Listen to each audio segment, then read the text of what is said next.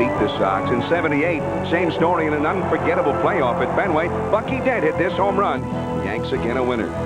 But in 1990, the Sox are leading the East, largely due to a starting rotation that leads the league in ERA. Last weekend in Toronto, they shut down the Jays. Now they lead the East by 6 games. And the Yankees, under new manager Stump Merrill, can only play the role of spoiler. But they have some young talent eager to do just that. Among them is Kevin Moss, who hit his first 15 home runs in fewer at-bats than anyone. And Moss hysteria is at hand, giving Yankee fans some reason to smile in an historically bad season. Tonight, from Fenway Park, it's the Yankees and the Red Sox renewing their ancient and heated rivalry.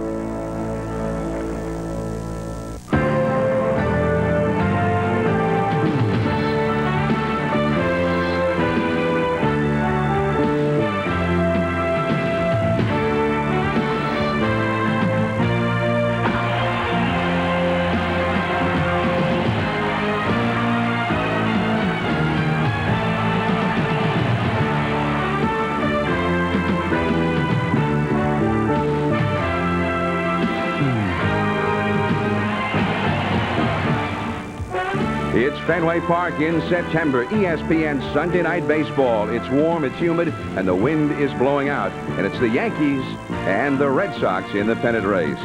The standings in the American League East show the Red Sox firmly entrenched on top, but Toronto today threw down the gauntlet. Dave Steve pitching a no-hitter. The Blue Jays sweeping the Indians over the weekend. The Red Sox will need to defeat the Yankees to remain 6.5 games ahead. Hello, everyone. John Miller along with Joe Morgan. And here in September, we finally have made Fenway on Sunday Night Baseball. The crowd is here. The Yankees are not in the pennant race, but they're hoping to help out the Blue Jays tonight. And for the Boston Red Sox, well, this is a ball club that has just put it all together, Joe. Well, they've had the best pitching, starting pitching in the American League. When you look at Boddicker and you look at Greg Harris along with Bolton and, of course, the Rocket Man, Roger Clemens, that is a great staff. But they've been led offensively lately by Ellis Burks, and all of a sudden Mike Greenwell is starting to show the power that he had before. So I think the Boston Red Sox are going to win the American League West. Yeah, Burks is 2 home runs in an inning the other day in Cleveland, 2 home runs in a game yesterday. Greenwell had an inside-the-park grand slam home run. Those kind of things have been happening lately. For the Yankees, under Stump Merrill, they are going with youth. Well, I think the great thing about the Yankees since Stump Merrill took over, they're 26-26. I know you say that's not great, but they were 30-50 before that. And that shows you now when you get to 500, you have a chance to be a good ball club. And I think that's what the Yankees are trying to do. And they're going to find out about all these young players, and they'll know exactly where they have to go next year. Building for the 90s under Stump Merrill here, a New Englander. He's from Maine. The Yankees are hoping for better in the years to come, an age of lowered expectations. The Yankees and Red Sox, veteran Mike Witt will be going for New York, and the surprising left-hander Tom Bolton will be hurling for the hometown team. John Miller and Joe Morgan back at Fenway Park in Boston. A warm, humid night here with the wind blowing out. The Sears Diehards starting lineup now for the visiting New York Yankees. It's an all right-handed batting order. Roberto Kelly having a fine year. Leads off in center field. Steve Sachs at second base, the veteran. Rick Cerrone, the designated hitter. Steve Balboni bats cleanup at first base. Jesse Barfield, the Yankees' leading home run hitter, in right field. Rookie Jim Leyritz, a fine hitter, in left field. Second-year man Randy Velarde is at third base, batting seventh. Bob Guerin, a second-year man, is the catcher. And Alvaro Espinosa is the shortstop, batting ninth.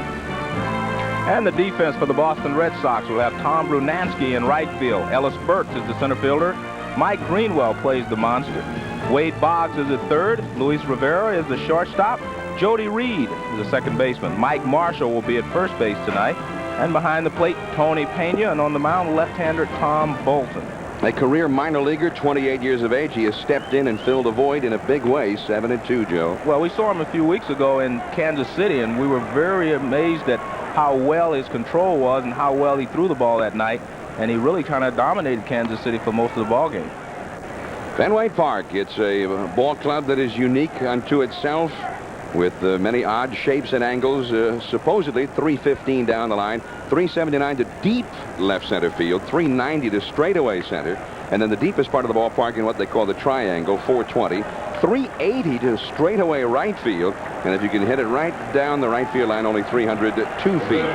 37 feet high, actually 37 feet 6 inches high, is the big wall in left field. So here we go. Tom Bolton, who has struggled recently. His first 6 starts, He was something else. That's when we first saw him. He went 5-1, but Bolton in his last 3 starts has not had a victory. His ERA has been over 5, and he lasted only into the 5th inning in Cleveland the other night. Here is Roberto Kelly. We are underway, and a curveball misses for ball 1. Kelly, a right-handed hitter from Panama, only his 2nd full year, and he is already showing some of the promise which they feel will make him one of the top players around. He drives one for that pole in right field, but it goes foul, and the count is 1 ball and 1 strike. When you look at Roberto Kelly, you're looking at the most consistent offensive player the Yankees have had this year. He's been very consistent all year long. He was hitting over 300 most of the year, and he's up at 293 now. So he's been very consistent. He's run the bases well. He's made a few mistakes on the bases, but overall, I think he's been a very good player for the New York Yankees all season long. He's still learning the game. Right. Got 33 steals, 3rd best in the American League. Got 28 doubles, 3 triples, 14 homers. And the count is 1 ball and 2 strikes. I think that pitch right there will tell us how well Bolton is throwing tonight. If he stays inside on the right-handers and then goes away, then we'll know that he feels like he has his good fastball. Here's the 1-2 pitch.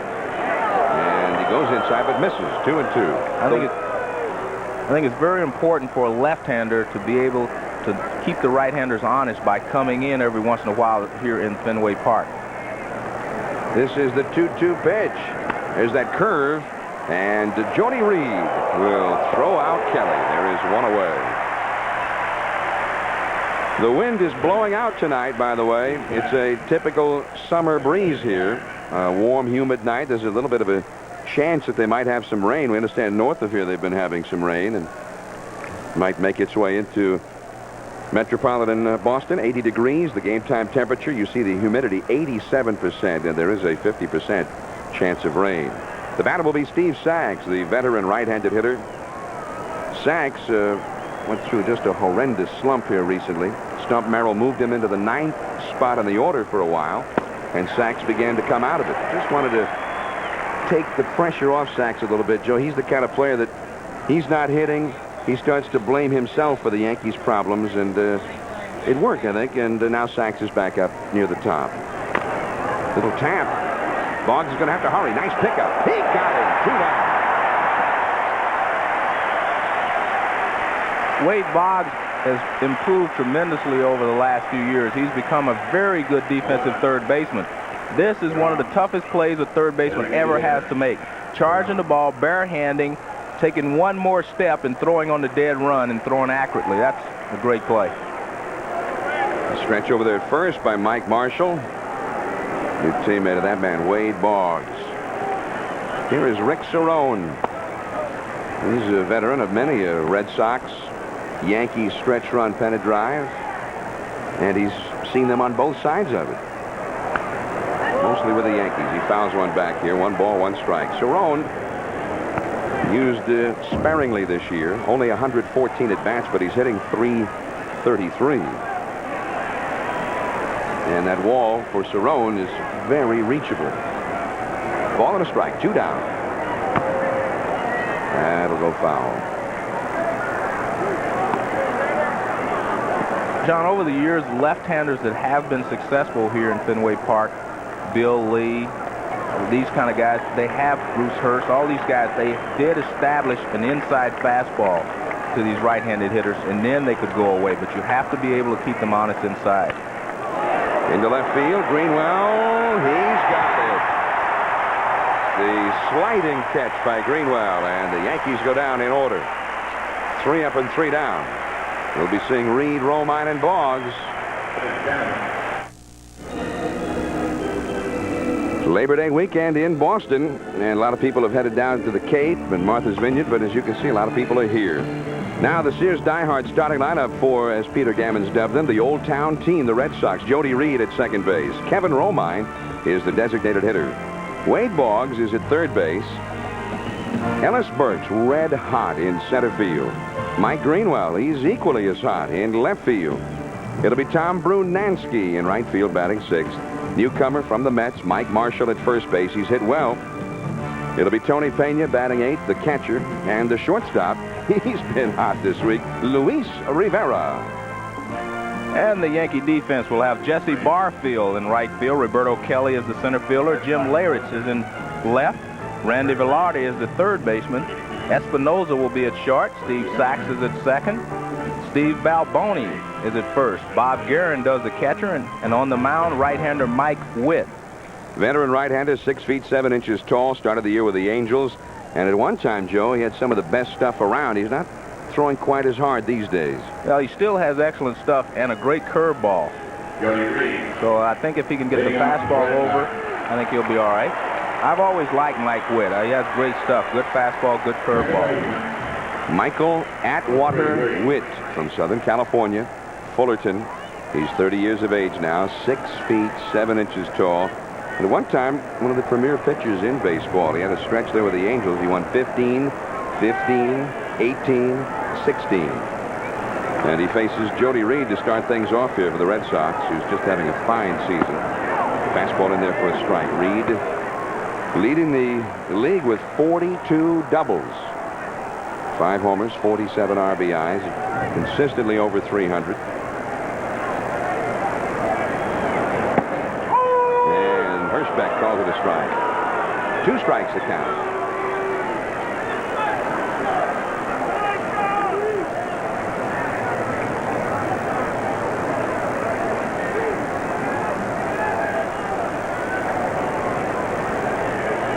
Reed making Witt wait. Now he's back in there. And the 2-strike offering. Fastball just a bit outside. 1 ball and 2 strikes. Witt won his most recent start against the Baltimore Orioles earlier this week in Baltimore. When the year started, he was pitching out of the bullpen for California. The 1-2 pitch. That is fouled away. Reed, a tough man to strike out. He has struck out about once every 9 at-bats or so. Ball and 2 strikes. Reed out of Florida State University. And he says, hey, the only reason I'm here is because I work hard. He said, I don't have the greatest ability in the world. One of those dedicated performers. It was Joe Morgan who, when he came in a couple of years ago, put him in the lineup, and that's one of the reasons why. Jody Reed battles the count with Witt. And although he fell behind, he gets himself a base hit. Well, he's done a great job of hitting in the leadoff spot. The only minus he has as a leadoff man is he doesn't run or steal bases as well as you would like. But he does everything else well. He's a smart base runner, and he runs the bases very well. Hey, on this ball club, Joe, he's 2 out of 3 for stolen bases. That's one of the best figures on the team. That's true. In Boston, that counts as a pretty darn good speed. Here's Kevin Romine off the bench, role player. Giving Carlos Quintana the night off tonight. That's a called strike on the outside. Romine's only had 11 at-bats since the end of July. This is a guy, though, who also plays a role. He can go in and steal a base. He can play all over. Pretty good pinch runner. And he's hit well when he's had the chance. No score, last of the first. Witt looking Reed back at first base. Fenway Park jam-packed, and it will be jam-packed from here on. The ballpark with a listed capacity of 33,500. It's been SRO lately. 2 strikes to Romine. You know, when Mike Witt was with California, they felt like maybe one of his problems was that he had fallen in love with his curveball. He was throwing it too often. Right now, we see him using the fastball very well. You want a ground ball here in this situation. He's been throwing the sinker low and away. Time taken. A beach ball has come out on the field over by the third base dugout. A beach ball at Fenway Park. Somebody just got back from the Cape, I guess. 0-2 the count to Kevin Romine. Wade Boggs on deck. Here's Reed with his lead. Balboni on the bag with him. 2 strikes the count. That curveball is tapped foul. And that's a real good curveball. The ball breaks real sharp. The Boston Red Sox have won 9 in a row. That is the longest winning streak in the American League all year long. The White Sox had an 8-game streak earlier in the summer. The longest winning streak in the majors, the Mets, under Bud Harrelson. and an 11-game streak. The Giants and Reds over there also had 9-game streaks. The fastball is down and away. Red Sox under manager Joe Morgan, he's been weaving some of that Morgan's magic that you weaved for so many years. I think he stole it from you, Joe. You know, I think the first year he came here, a lot of things just fell into place for him. You know, they were about ready to explode anyway, and everything happened positively for him when he came. Now I think he has become the real manager that record indicated he would be. I think he is really in control of the ball club now. The guys respect him a lot more now than they did before, and I think that he's become a real big league manager. Like I said, I think the beginning was a little bit of luck involved. You know, you don't come in and win 19 in a row or anything like that. I don't care how good a manager you are. Red Sox, when he first came in after the All-Star break in '88, they won like 12 in a row and 19 out of 20. They had a 24-game Fenway Park winning streak. There goes Jody Lee. And Romine fouls it off again. A couple of tough at-bats here at the very beginning against Mike Witt by Reed and Romine. Boston, as you see this graph here, they started off down a little bit and looked like they were going to have a lot of problems this year. Nobody really anticipated them being where they are right now. But you see that graph going up since the end of July. Well, I think the real key has been their starting pitching. A lot of people, you know, when you look at their staff at the beginning of the season, you say, yeah, Boddicker, they have Clemens. And then you start to wonder what they were going to do. They did have a good bullpen at the starting of the season with both Reardon and Smith there, but now both of those guys are out. That's a swing and a miss, but the ball getting away from Guerin, and Reed will go into second base. Romine tried to check, could not. The ball in the dirt. See how they score it. Well, Mike Witt, as I mentioned, has a big breaking curveball. Sometimes I think it breaks a little too much for his own good, but that's just a good one. That's a good, sharp breaking ball. Guerin tries to block it. You see, he's right in front of it, but I think the mistake he made was he tried to catch it. They hit off his glove, and that made it bounce away. You see a lot of catchers just drop their bodies in front of it and let the ball bounce into their chest protector. But it was a wild pitch. And here is Wade Boggs, man in scoring position. One out in the first, no score yet. And Wade Boggs. That's a strike in the inside. He kind of ran that one back in over the corner. Boggs has had 200 hits or more in each of the last 7 years. The only man in this century to do that. He needs 40 hits in the last 30 games this year to do it again for the 8th straight year. He's hitting .311 for the year. And it's a ball, one strike. Boggs with only 5 home runs, but he has 37 doubles and 73 walks. His on-base average right around 400 as usual. He feels like he swung the bat as well this year as he has in the past, but a lot of line drives going right at people. He also feels, and so do some of his teammates who've been here a while, like Dwight Evans in particular, that the ball does not carry as well to left field toward the wall as it once did.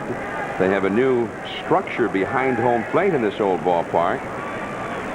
They call it the 600 Club, and they feel like it's maybe changed the wind currents or something. The ball just doesn't carry as well toward the left. Of course, Boggs uses that wall a lot. There's that breaking ball for a strike. 2-2. This is the 600 Club. Used to be just a rooftop back there with a little press box, and now it's just a huge structure. It's bound to change something. Well, John, it's only 315 written on the wall, and Ted Williams says it's less than that, and I believe him. So the wind shouldn't have that big of an effect on the wall. It's just too close. 2-2 to Boggs. Into left field for a base hit.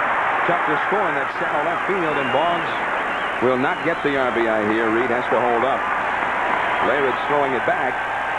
Fenway gives and Fenway takes away. That short left field makes it tough to score sometimes in a single to left if you're at second base. The left field is already in so shallow. Well, I agree with you. It causes takes a lot of RBIs away from some of your hitters.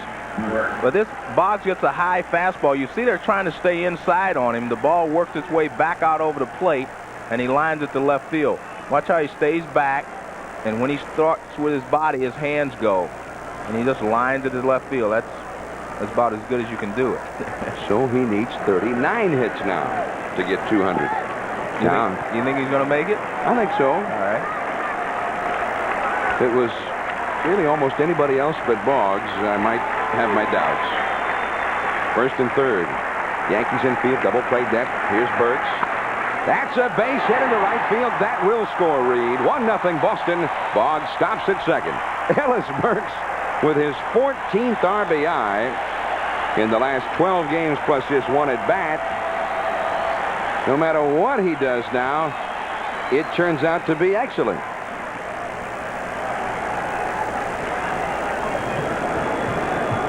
Mike Witt wants to get the ground ball to try to get a double play, but Burks foils that by going the other way. It's a sinker, but he takes it to right field and just stays out of the double play. That's a good piece of hitting there by a good right-handed hitter. Ellis Burks, 6 homers, now 14 RBIs in the last 12 games plus this one. He's had 5 home runs in the last 6 games. He hit 2 yesterday. He became only the second Red Sox player in history to hit 2 homers in the same inning the other day in Cleveland.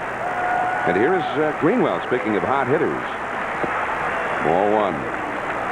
Greenwell plagued with a bad left ankle for about a year's time.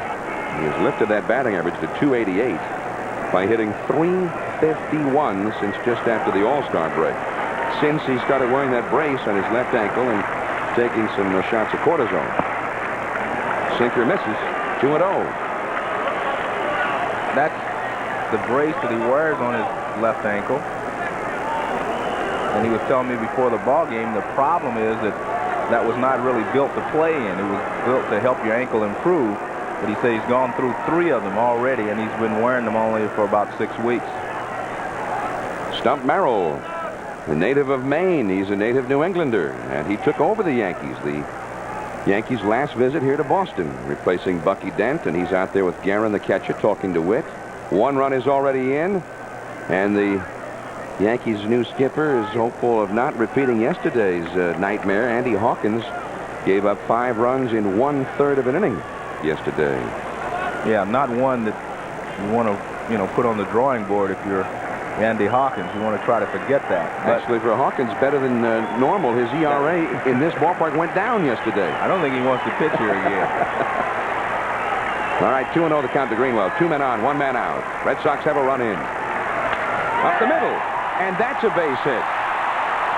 Kelly up with the ball. Boggs will score. Burke stops at second. 2-0 Boston.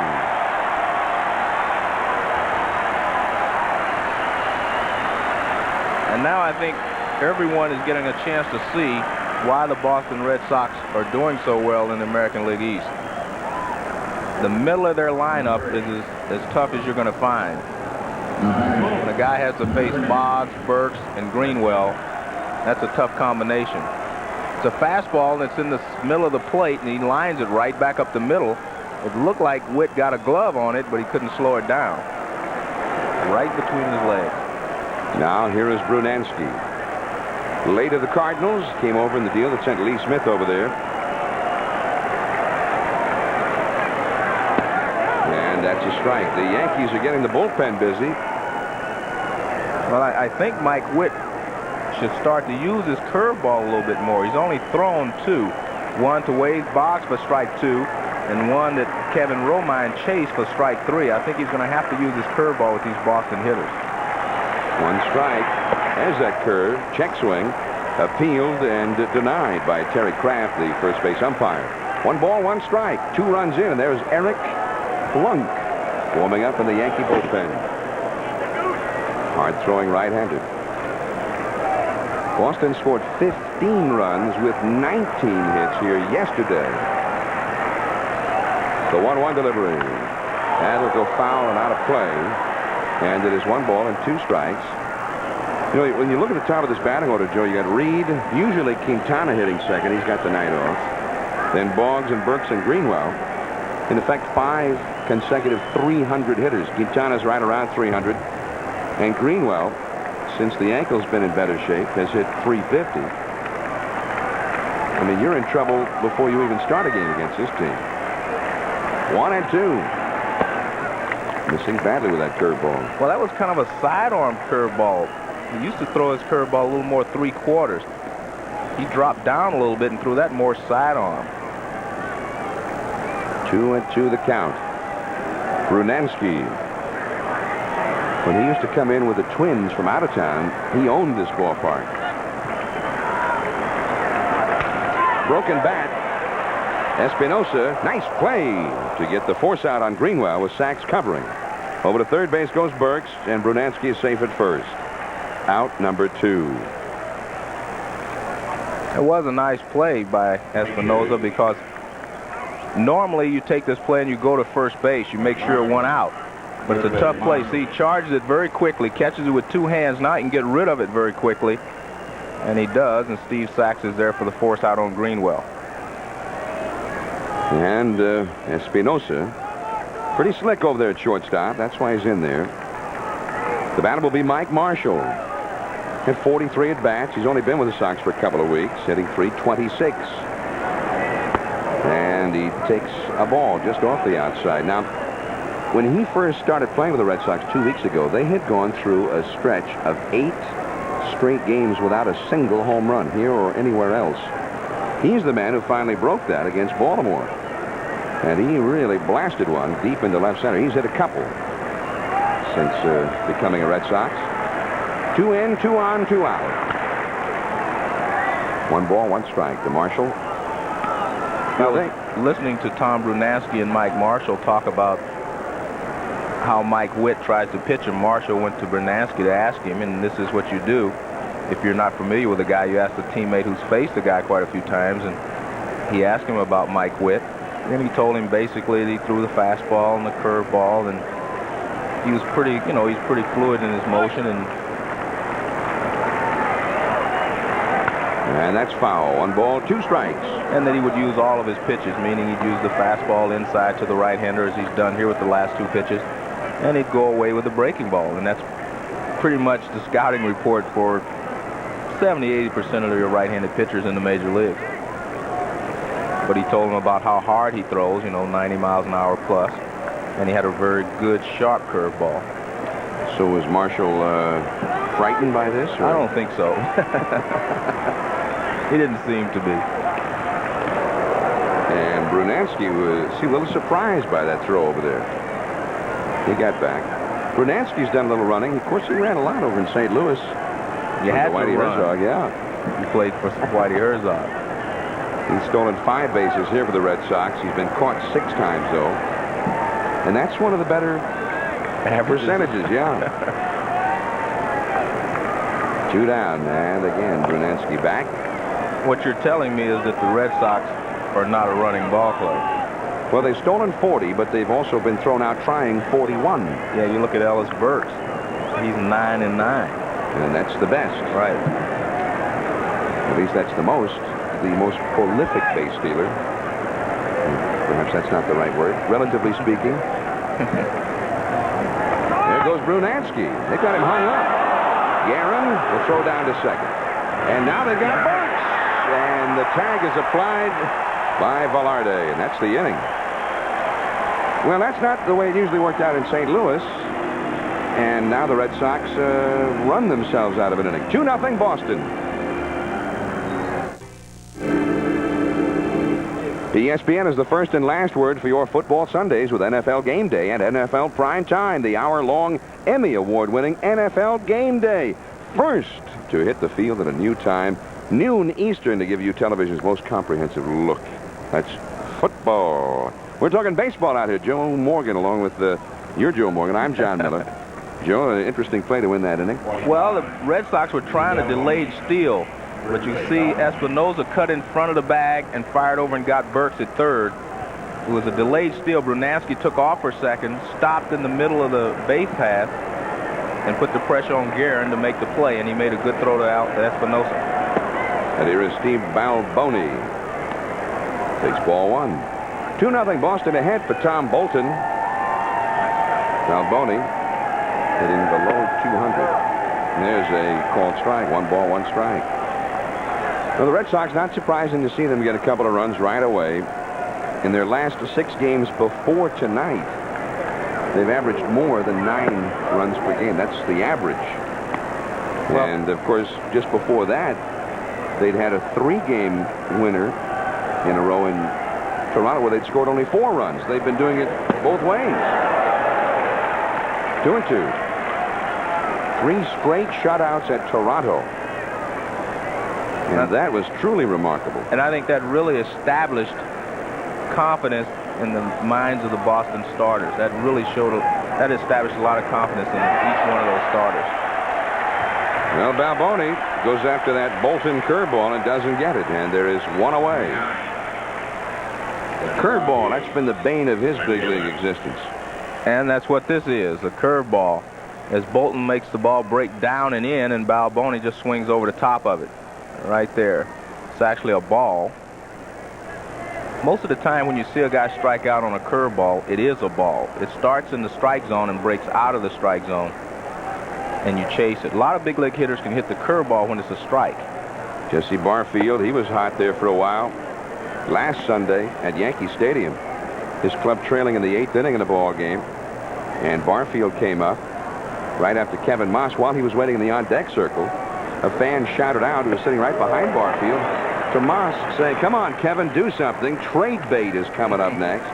Barfield got into a little discussion with a fan. He said he took it good-naturedly, but then he walked up to the plate, his old trade bait, and he hit a 2-run homer to tie that game.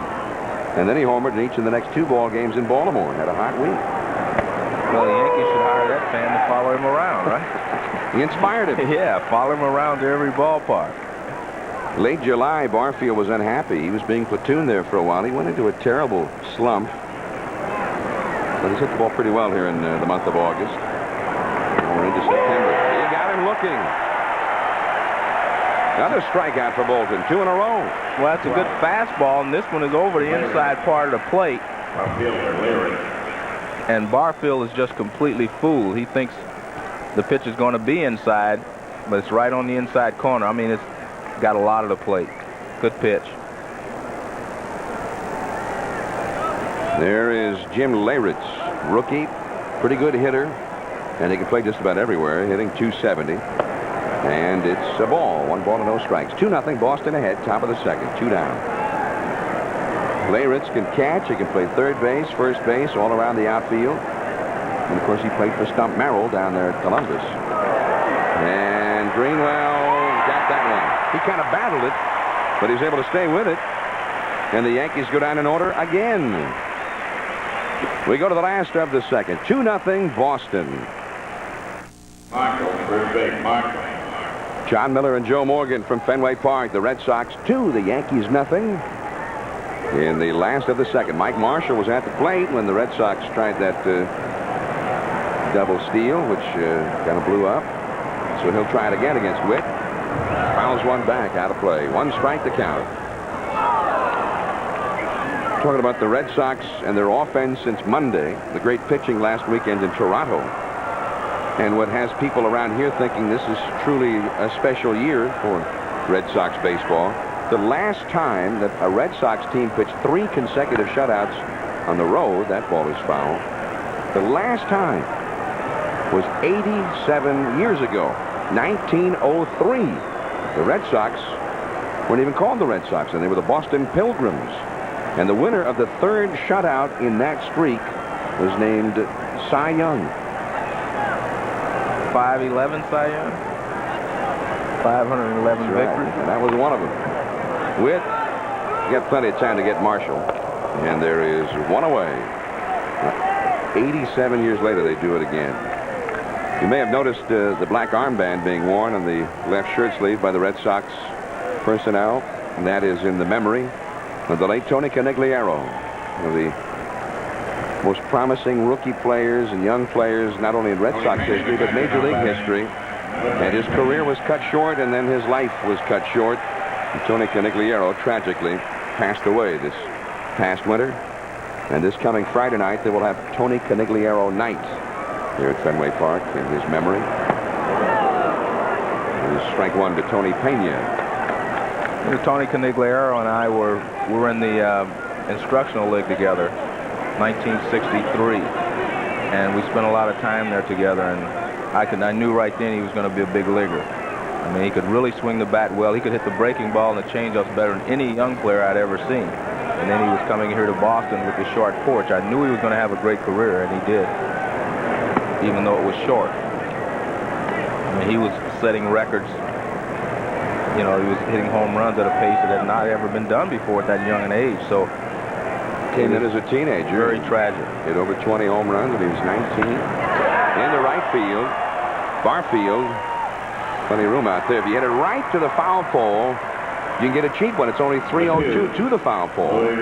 But if you hit it maybe 10, 15 feet off the foul pole, as that one was, you've got to hit it a ton. You have to hit it farther here than in any other ballpark.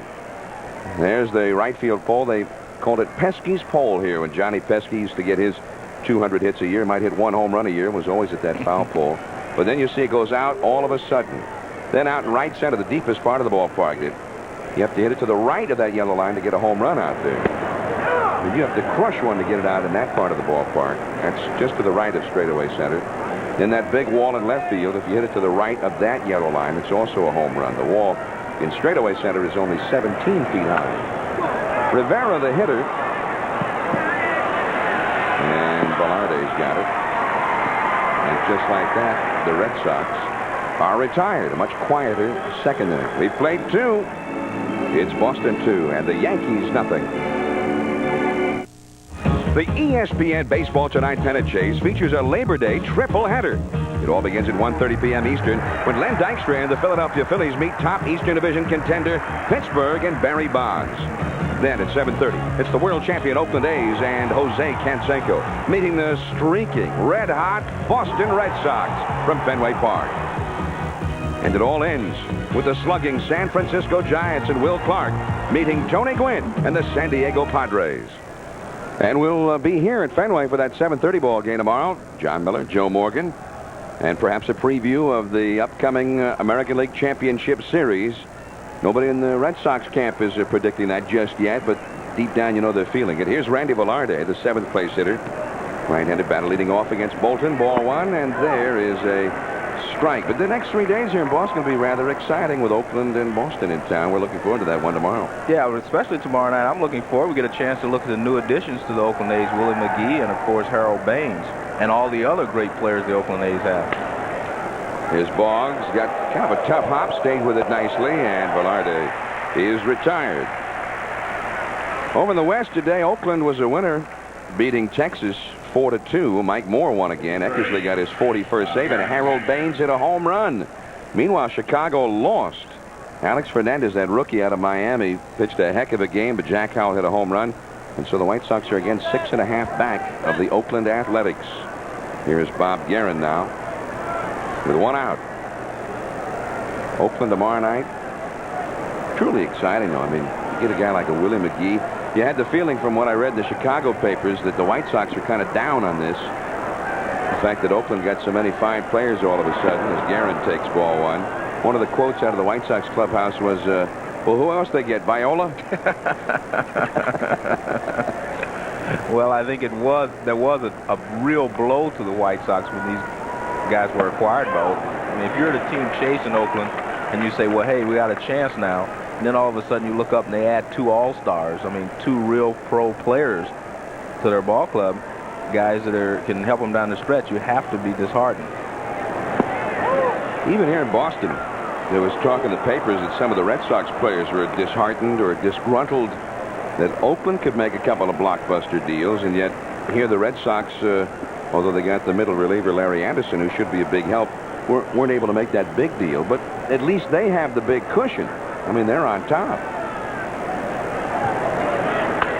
That's foul down the left field line. Well, I think a lot of the players were disgruntled a little bit because they were talking to Houston before about Mike Scott, and they ended up with Larry Anderson. Larry Anderson is a very fine pitcher and a very good setup man, but Mike Scott is one of the best pitchers in all of baseball, and they felt like if they could have acquired him, it would, you know, cement their place in the American League East. But I still think that Oakland is just a special case. They have a lot of quality players in the minor leagues. They can make deals that other people can't afford to make. That's foul, 2-2. And also some talk that some of the other owners around, as you see Larry Anderson sitting out there in the right center field bullpen, his new place of business. He's kind of a character, too. He is. But the Red Sox, even without those people, their pitching staff is not hurting right now. 3-2. It's funny because the images that people put in their minds. When you think of the Oakland A's, they were 5.5 ahead of the White Sox before today, but everyone was conceding the American League West to them. Boston has a 6-game lead, 6.5 before today, and no one's conceding anything to them.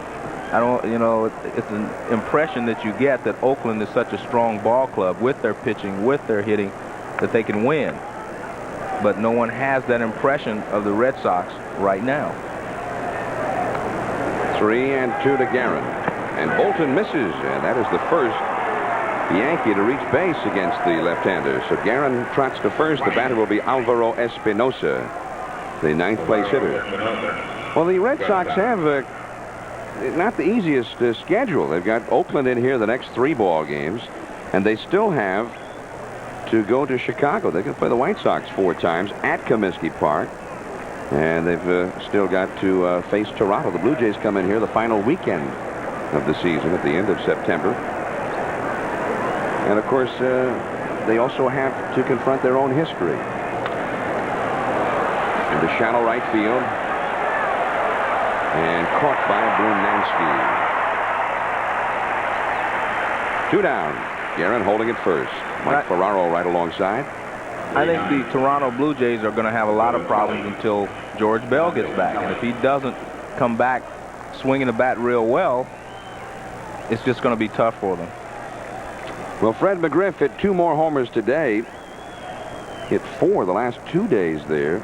Went 5 for 5 last night. 2 homers today in helping Dave Snead pitch his no-hitter. And you see the standings now. Blue Jays winning some big ball games in Cleveland. Of course, they went in there just after Boston had swept 4 in Cleveland. Roberto Kelly pops it up. Marshall, does he have room? Nope. Well, he had room. Yeah, he had room. He just misjudged it. The wind's blowing out.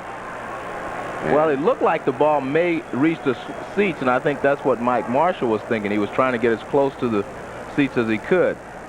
The ball, now he knows the tarp is there, so he's trying to get as close as he can to the seats. But look, the ball bounces behind him and not even against the tarp. Could have made that play. Should have made that play. He's used to having a little more room to maneuver in foul territory. Fenway does not give you much room over there. Ball 1 to Kelly. Kelly grounded to second his first time. 2-0 Boston. We're in the top of the 3rd here. Marshall mostly was an outfielder with the Dodgers. The Mets looked at him only as a first baseman. And here in Boston, he's going to play some outfield and first base and DH as well. We have a rotation going with he, Dwight Evans, and Brunansky. Boggs, he got the man at second. Bob Guerin with Jody Reed covering.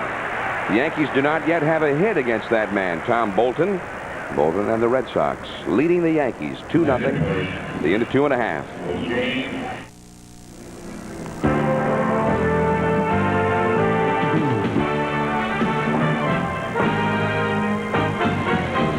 Sunday night baseball from Fenway Park. Labor Day weekend, 2-0. Boston leading. Top of the order coming up. Don't forget Tuesday night baseball tonight, a doubleheader. The first game right here from Fenway Park, the world champion A's and the first place Red Sox. And that will be an extra special night as it features Roger Clemens going against Dave Stewart. Then the second ball game from San Diego, the Pacific Stock Exchange. Will Clark, Kevin Mitchell, and Matt Williams and company go against the Padres, who have some sluggers of their own. Jack Clark, Joe Carter, and of course Tony Gwynn, Roberto Alomar. San Diego team, an attractive team that just doesn't stay in the pennant race. Here's Jody Reed with strike 1, and he gets hit. And he takes first base the hard way. Doubleheader beginning at 7:30 Tuesday night. Remember, a triple header. We got baseball all day for you tomorrow on Labor Day. You relax, we'll do all the laboring. Well, Mike Wood had a strike, and he wanted to just come inside bad off the plate, see, right off the inside corner. The ball gets away from him and runs way in. Looks like it just nips him on the right leg. That wasn't even his best fastball. That was 86 miles an hour. He's been up around 92, 93. So he hit batsman, and here we go again, the top of the order up. The Red Sox, in the first inning, with these guys hitting, got 4 base hits. Here's Romine. He struck out his first time on a wild pitch. Third ball in the dirt. Reed at first. Boston ahead 2-0. They had a tight ball game here Friday night. Real good ball game. Yanks are ahead 2-1, and Boston came back, went ahead 3-2. It was still 3-2 into the 8th inning when Luis Rivera, of all people, hit a grand slam home run. That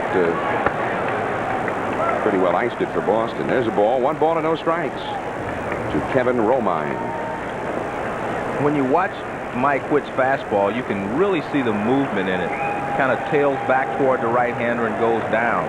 He has a real live fastball. Wade Boggs on deck, and Reed goes back to first. By the way, Joe, I must make mention, we're talking about Boston's future schedule, and I mentioned the 4 ball games they had with the White Sox at Chicago. Also, as a result of the lockout at the beginning of the season, they have 3 games with the White Sox here the first 3 days of October. They've got 7 games left for the White Sox. The White Sox had the 2nd best record in the majors at the start of the day. So neither one of those 2 ball clubs will be looking forward to those 7 games. 2-0 the count to Romine. Oakland here tomorrow night. We'll have the ball game on ESPN. Canseco, Ricky Henderson, McGuire, Willie McGee, Harold Baines, Lansford. You almost have to have had maybe 4 or 5 All-Star selections just to make that lineup now. I mean, it's pretty impressive group of talent out there in Oakland. But Boston, with these hitters we see in this batting order, 5 guys hitting around 300. Plus Fenway's kind of an equalizer. Tough place for an out-of-town team to play. Should be an interesting 3 days. And that is ball 4. So a hit batsman and then a 4-pitch walk. And Witt has lost the strike zone here. Here's Stump Merrill. Hoping to find some pitching. That's one of the things the Yankees really going to have to find in this rebuilding situation. They've got all veteran starters right now. They really don't have a number 1, number 2 type starter. Yeah, they're going to need some pitching in the 90s. Well, there are a lot of teams that are going to need some pitching, but I agree that that's the first thing that they need. The Yankees, you know, when you think of the Yankees, as you see Boggs coming up, he singled his first time, 2 on, nobody out. You think of Ruth and Gehrig and Mantle and Maris and all of the great home run sluggers. You think of Mattingly, Winfield. But the Yankees in those championship years also always had great pitching, and that was probably the anchor of the ball club. There's ball 1 to Boggs, and Witt continues to be all over the place. Well, it seems like all of a sudden Mike Witt has started to aim the baseball instead of throwing it. You just aim it for the inside corner, then you get a little more movement, and you hold on to it a little too long, and you miss. You just have to turn it loose. 1-0 the count to Boggs, hitting .312. He hit off his foot. That's a foul ball, and it is 1 ball, 1 strike. And he is hurting. Yeah, that one got him pretty good.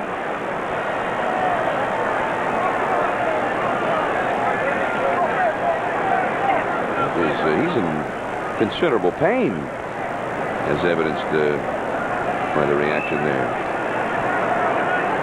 This is a left-handed hitter does this more than the right-handed hitter, because he swings at the low and in pitch more than the right-hander does, and he just hits that right off the top of his right foot. You see a lot of left-handed hitters wearing shin guards over their right ankles and their shins because they will chase that inside pitch because they hit it so well. And if you get the top of it, you will foul it off your leg or off your foot. 1 ball, 1 strike, 2 men on, nobody out. 3rd inning. It is 2-0, Boston ahead. Fenway Park. Witt. Boggs hits it foul down the left field line. It'll go back out of play. 1-2. Fenway Park. Jam-packed Sunday night baseball. Next week will be at Wrigley Field, by the way. We're seeing all the historic ballparks here late in the season. Detroit last week, Fenway this week, Wrigley Field next Sunday.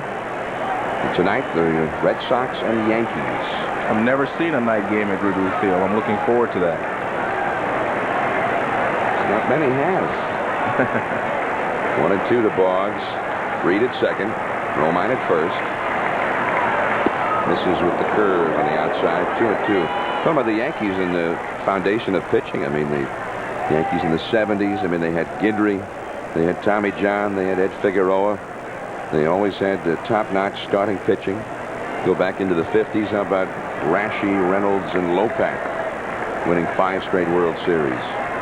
Back through the years, always in Whitey Ford, Ralph Terry, late 50s, early 60s. He struck him out looking.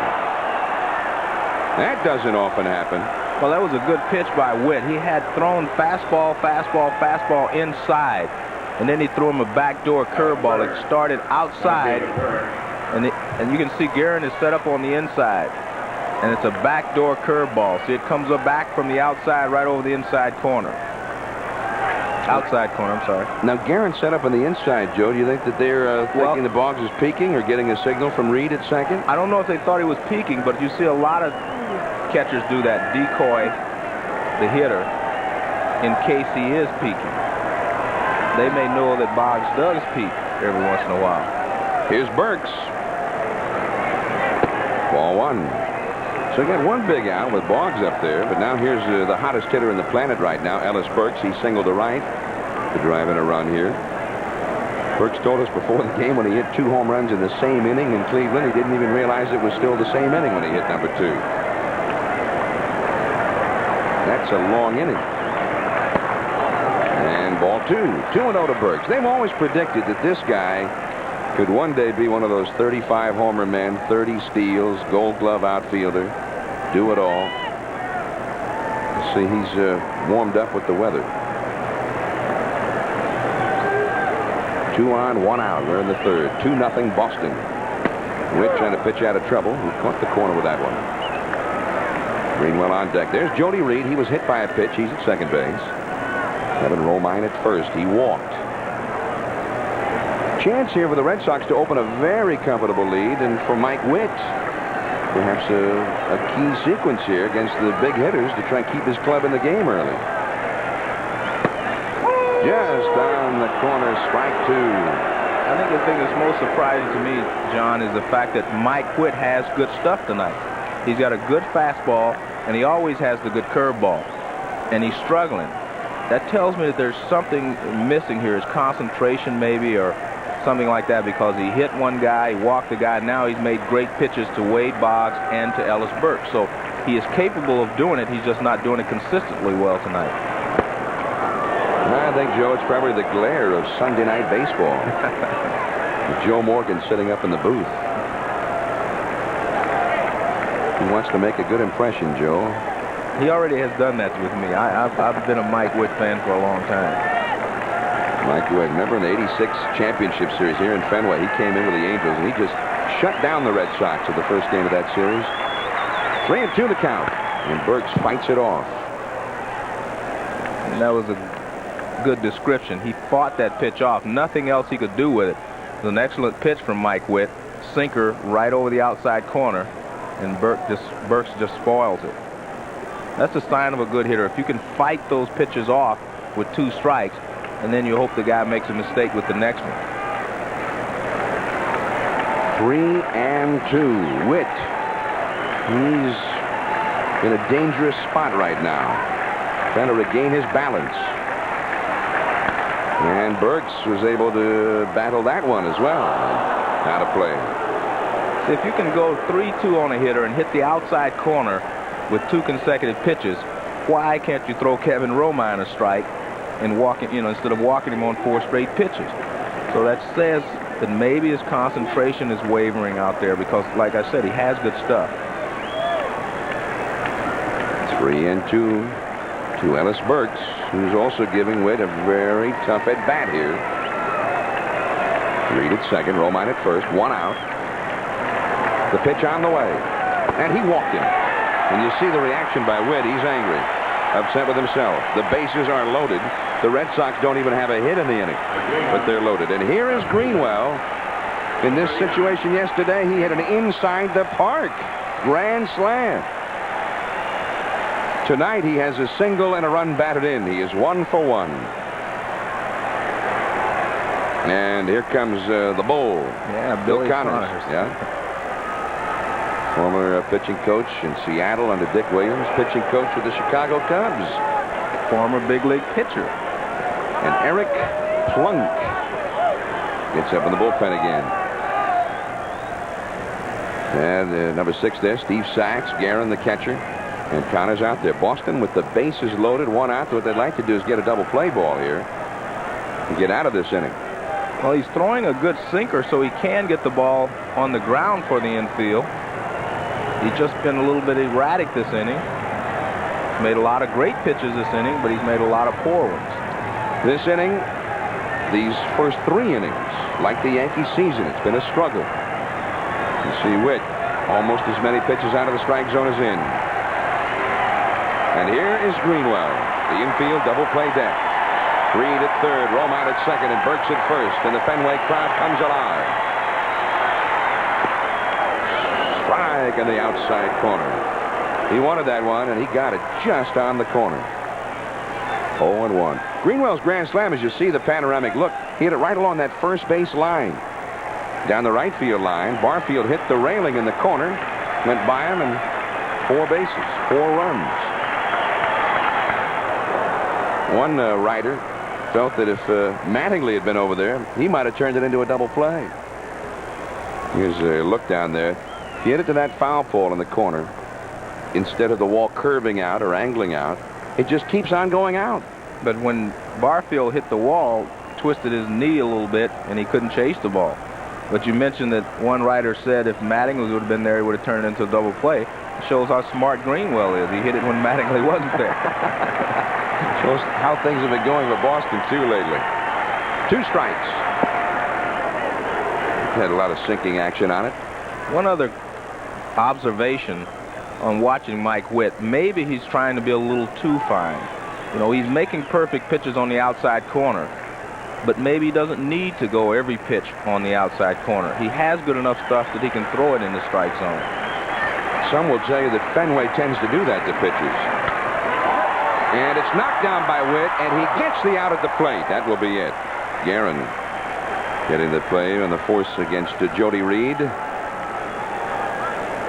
Romine to third, Burks to second, and Greenwell aboard on the force out. 2 down.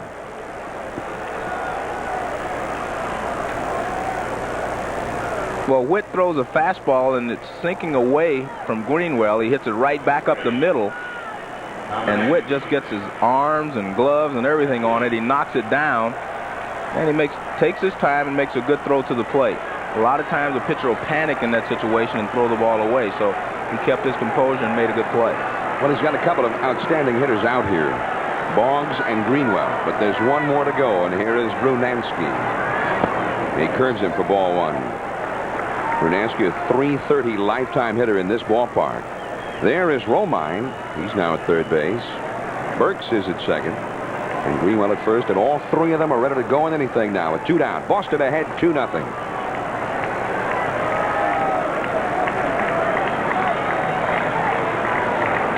Nice save by Guerin.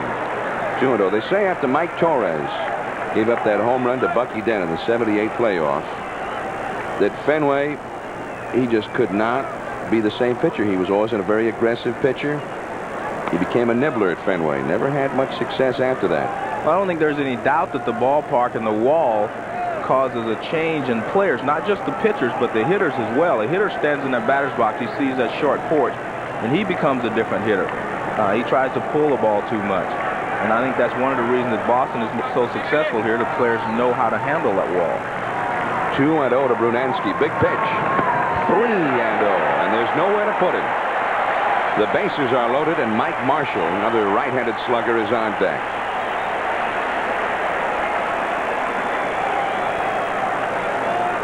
Well, the Red Sox are a hot team. And also you've got Fenway, you've got the short porch, and the Yankees are not scoring many runs. The Yankee pitcher has to go out and pretty well shut down the opposition to have a chance. 3-0. And Brunansky taking all the way on that one.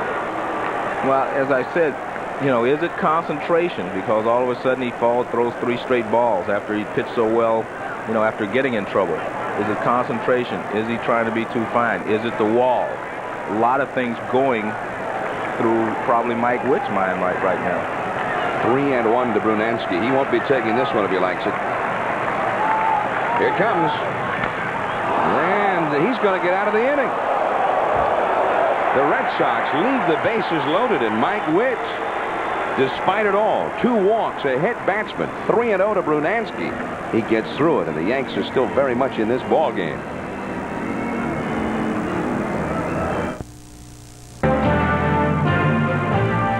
ESPN Sunday Night Baseball, brought to you by Budweiser, the king of beers. Remember, know when to say when. By Northwest Airlines, committed to getting you there on time.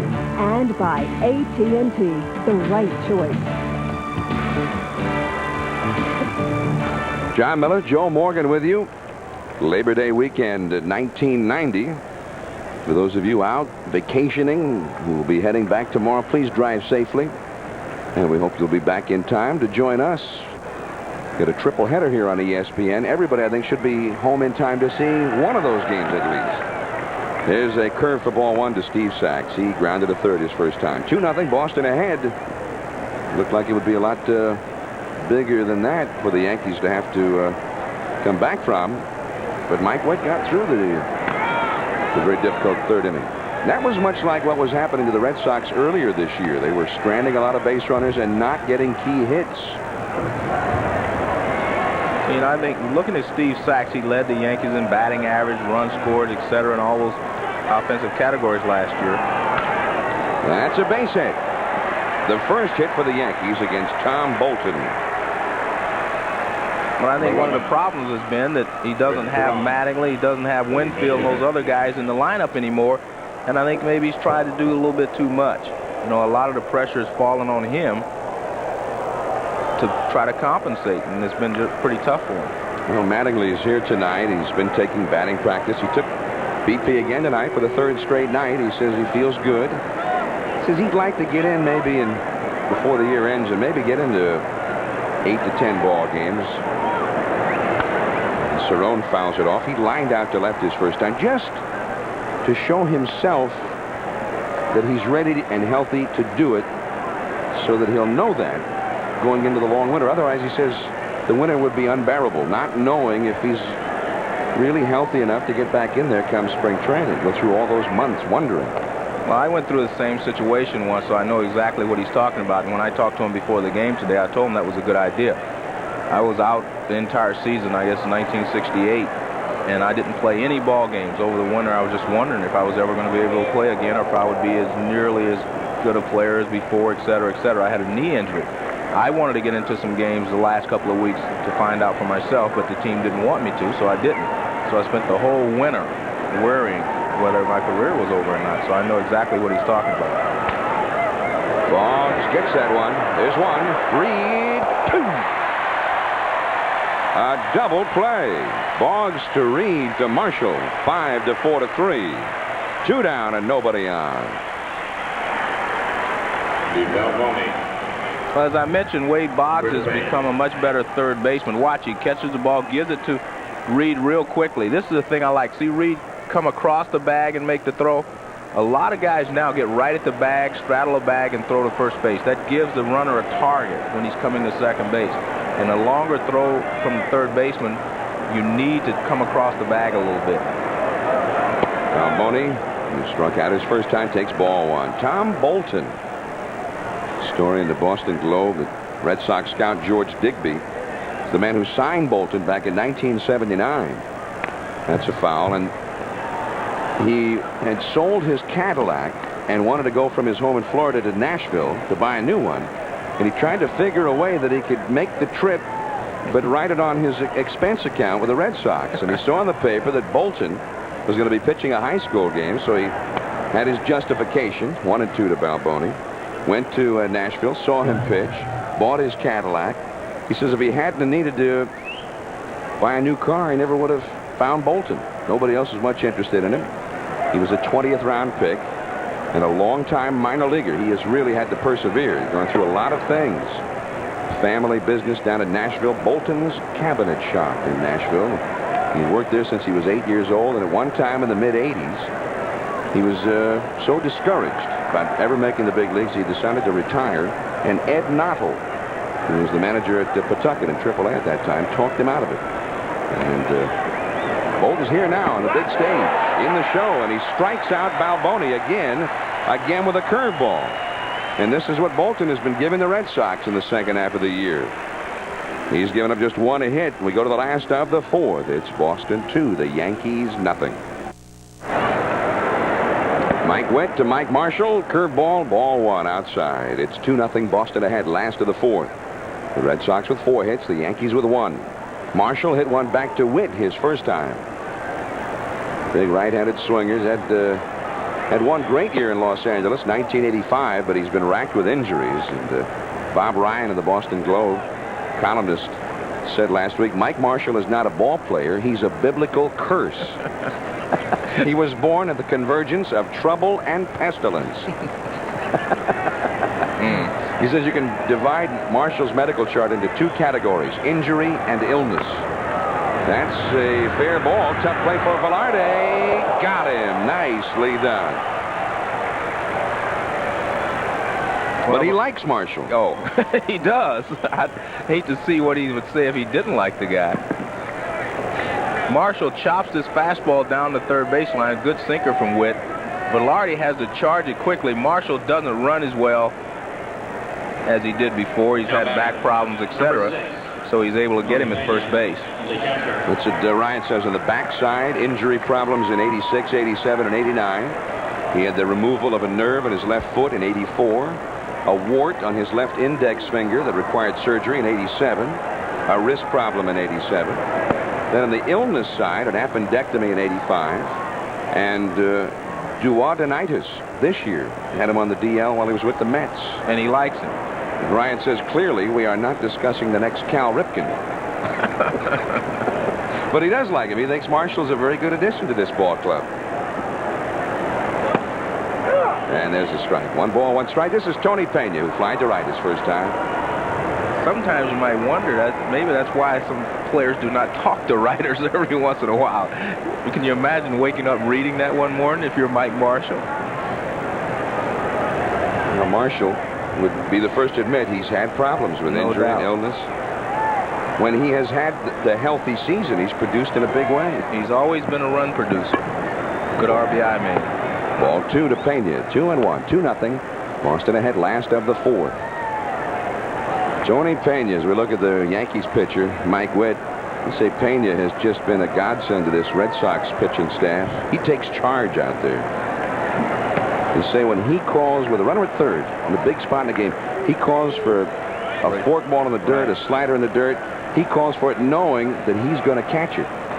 You can see him working with his finger there, the thumb of his right hand. That's been a big problem for him. That's the reason his batting average has dropped down. He was hitting over 300, and Tony was blocking the plate, and Candy Maldonado ran into him. And it goes right past Velarde. The in-between hop, he kind of rocked back on it. The ball played to him, and Pena is aboard. We'll see how they score that one. Well, one of the things that you do as a third baseman, and obviously the great Brooke Robinson did so well, is you don't let the ball play you. You attack the ball. Very few third basemen have the ability to attack the ball. That means he should be going in right now instead of backing up. And when you back up, your reflexes have to be awfully sharp to catch that little in-between hop. Here is error on third baseman. E5, yeah. And Pena is back. Pena, though, one of those fellows does not seem to be troubled by the fact that he's been playing hurt all this time. No. He knows the average is going to go down, but just whatever it takes to win. And that's why he is a leader. That's why they rally behind him. They pitch out, but Pena's not running. If you remember last year, Mike Greenwell was very critical of his teammates. They had a fight once, and most of them didn't go out to help. Tony Pena got into a scuffle earlier this year, and everyone went to his aid. So that shows right there how they rally around him, and they know how important he is to their ball club. and they want to show him the respect that he deserves. That's a double play ball. Espinosa to Sachs to Balboni. 6-4-3. Double play, and the Sox, who have hit into more of those than any team in the majors, go down at the end of 4. Red Sox 2, Yankees nothing. Boston 2, the Yankees nothing. We go to the 5th inning at Fenway Park. The ending double play was a thing of beauty. Perfect ground ball for the double play. Nice underhand feed by Espinosa. Sachs knows he has plenty of time, so Tony Pena runs out of the line. He has a clear shot at first base. That's your perfect 6-4-3. Now Jesse Barfield, who'd like to hit that perfect number 21 up onto the net above the big wall in left field here. Barfield, 20 home runs. Tom Bolton curves him, and he swung at it. Strike 1. Well, he struck Barfield out with a good fastball on the inside corner his first time up, and I think Barfield was looking for a fastball there, so he chases the breaking ball. That's the trouble when you guess or look for pitches sometimes. If they throw the other one, you end up chasing it because you weren't looking for the break in the ball. You were looking for a fastball. It starts there, and you think it's going to stay there. All of a sudden, the ball disappears. That is just a high fly ball. Greenwell had started back, and he calls off Rivera and makes the catch. 1 away. That's Stump Merrill of the New York Yankees and Joe Morgan of the Red Sox. They have a couple of things in common. Merrill spent 14 years in the Yankee organization. He's a minor league manager the last 10 years in their organization. Joe Morgan has had 17 years in the Red Sox organization, 9 years as a manager at Pawtucket, and 7 years as a manager before that. So these are two organizational men who have done a great job, and they're both doing a great job now in the big leagues. And two native New Englanders. Merrill from Maine is a ball to Jim Leyritz, right-handed hitter. He lined out to left his first time. Morgan from Walpole, a suburb of Boston. And that's the ball. He said the biggest salary he ever made as a minor league manager was $23,000 a year. He said, though, he started out at $14,000. Says they gave him regular raises over the years, and he said it was not big raises. He used to tell him when they give him a few $100 raise, so you know the price of soap has gone up too. Well, you know, John, 23,000 was 23,000 years ago now. Well, it wasn't that many years ago. Wasn't that many years ago? Okay. I mean, he's been the manager of the big league since '88. This is back just a few years ago. You know what? It makes you wonder, though. You say to yourself, okay, Stump Merrill has been in the Yankee organization all these years. He wasn't good enough to manage in the major leagues before, but now he is. Or Joe Morgan, the same way. I mean, I think it proves that you have to be at the right place at the right time for things to happen for you. That goes both as a player and a manager. I mean, you know, there's a certain amount of luck involved in everything you do. You know, you can be the greatest hitter ever, but if you don't get the opportunity, no one knows that. Yeah, or if you play in the Astrodome, maybe. Right. Randy Velarde. Here's Randy Velarde now. Leyritz with a walk. Those are the numbers that have been retired in the long history of the Red Sox. Number 9, Ted Williams. Number 4, Bobby Doerr. Number 1, Joe Cronin. Number 8, Yaz, Carl Yastrzemski. And as Dan Shaughnessy points out in his new book that came out this year, The Curse of the Bambino, how the Red Sox and Yankees' fortunes have always been intertwined since that fateful day when Babe Ruth was sold to the Yankees by the Red Sox. The last time the Red Sox ever won a World Series, Babe Ruth was with them as a pitcher, was September the 4th, 1918, which you could also write out as 9-4-18. Talk about a coincidence. Yeah. Now, the Red Sox were the dominant team in the American League from the early part of the century through 1918. And then they sold Ruth to the Yankees. The Yankees have won 33 pennants and 22 World Series since then. The Red Sox have never won a World Series since then. That's kind of eerie, John. That's the whole point of the curse of the Bambino. 1 ball and no strikes, the count to Velarde. Well, I think most people really forgot about the fact that Babe Ruth paid for the Boston Red Sox. You know, most people think of Babe Ruth with the Yankees, even as a pitcher with the Yankees and a hitter with the Yankees. They forget about his term here with the Boston Red Sox. Well, and not only did he start his career here as a pitcher, he, for a long time until Whitey Ford of the Yankees broke his record, had the World Series record for shutout innings, which he was, many say, most proud of that record. That's a base hit for Velarde. And Leyritz will stop at second, the second hit of the game for the Yankees. But Ruth also finished his career in Boston with the Boston Braves in the mid-30s. The catcher. Rather ingloriously finished his career with the Boston Braves. Well, it was a good sinker grounded into the left side. Nice hustle, nice attempt by Espinosa. Rivera, I'm sorry. But he couldn't come up with it. Now here's Guerin. This guy's got some power. He can reach that wall in left field. You know, Joe, you were talking earlier about Bolton, left-hander coming inside in this ballpark. Whitey Herzog said one of the reasons that he liked John Tudor and brought Tudor to the Cardinals was the memory of him pitching in this ballpark, having success and not being afraid to come inside. Same with Bobby Ojeda, who then went to the Mets and had great success. That could be two. Boggs to Reed, one. To first, two. A double play. That is the second double play turned by the Red Sox. And Reed really had to hang in there with Velarde right on top of him. We're halfway through it from Boston. The Red Sox clinging to a 2-0 lead. Sunday night baseball from Fenway Park, 2-0. Boston leading the Yankees. We've got a triple header on the holiday tomorrow, Labor Day. Starting at 1:30 Eastern, the Phillies and the Pirates. Or some of you will see the Blue Jays and the Tigers, Cecil Fielder. 7:30 we'll be here. The Oakland Athletics and the Boston Red Sox, perhaps a postseason preview. And then at 10:30 from the West Coast, the Giants and the Padres from San Diego. And Joe, I'm looking forward to a real electric atmosphere, postseason atmosphere tomorrow with Oakland in town. I don't think there is any doubt about that. I think there will be. We're doing tomorrow night's game, of course. I wish I was staying over doing Tuesday to see Roger Clemens and Dave Stewart. Hey, you're in the Hall of Fame. Tell them. I'd stay to see that. I really would. I'd like to see that game. I will watch it. I'll be home in time enough to watch it, but Sean McDonough and Ray Knight will be doing that game. I'm sure if we asked them. Well, I wish we would have known. I would have asked them if I was going to get to see Roger Clemens and Dave Stewart pitch.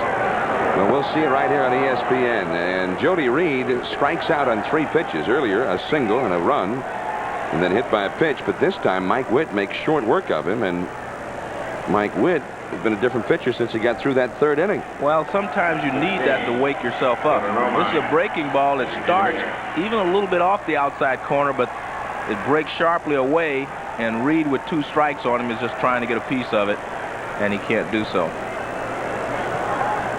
Now here's Kevin Romine. He has struck out and walked. And there's ball 1. By the way, those numbers retired, which they feature on the rooftop down the right field line, which we showed earlier. Number 9 is Ted Williams, and number 8 is Yastrzemski. Number 1 was Bobby Doerr, and number 4 Joe Cronin. I had inadvertently transposed those, which ordinarily I would apologize for doing that, but I think, Joe, that too is attributable to the curse of the Bambino. Ted Williams 9, it's Cronin 4, Doerr 1, and Yastrzemski 8. And great players all, obviously. And Balboni couldn't handle it. Romine's aboard with the big hitters coming up. Well, Balboni is not known for his glove. In fact, I've heard a couple of guys say that his glove actually feels better with him out of it. But he couldn't come up with it. Here, they used to have a fella here in Boston. He's a very popular player. He had a lot of home runs, named Dick Stewart, whose nickname was Dr. Strangeglove. Yeah, but he could really hit. He had to. Yeah. That's an error against Balboni. And here's Boggs. 1 out, 1 on. 2-0, Boston ahead. And that's ball 1. Well, the Toronto Blue Jays certainly big Yankee fans all of a sudden, at least for a night. Dave Steve pitched a no-hitter today. But the whole feeling would be rather hollow for his ball club if they don't even gain ground with all of that happening. Our hats off to Dave Steve. Well, he's come close a couple of times before. Yeah, he's had 5 one-hitters. Yeah. but he went into the 9th inning earlier this year with a no-hitter and didn't make it. I remember a couple of years ago, 2 times he had 2 outs in the 9th with a no-hitter and didn't get it either time. You talk about bad luck. One was a ground ball in Cleveland that hit a pebble or something and hopped right over the head of the second baseman. And then against Baltimore, Jim Traber swung at a bad ball, broke his bat, and blooped it over the head of the first baseman. Ball he never even should have swung at. Steve got it today. And Boggs takes ball 2. Boggs has singled and scored, and he has been called out on strikes. Burks is on deck. Steve had 9 strikeouts today. He got Jerry Brown and a fly ball to right to end the game. And I guess if you were there, Joe, you're saying what is going to happen this time? But it was a fairly routine-looking fly ball to right field. Didn't hit any passing airplanes. Didn't hit any speakers. The wind didn't blow it in a strange fashion. The man didn't lose it in the sun. Congratulations to Dave Steve. His 17th win on no-hitter. 9 of those now this year in the majors. And the record before this year was 7. Unbelievable. There have been 7 in the American League alone this year. 3-0 to Boggs. 3-1. And wind checking the flag in center field. All of a sudden, I felt a nice, refreshing little breeze here in the booth, Joe. It's starting to blow in a little bit now. That means summer is almost over.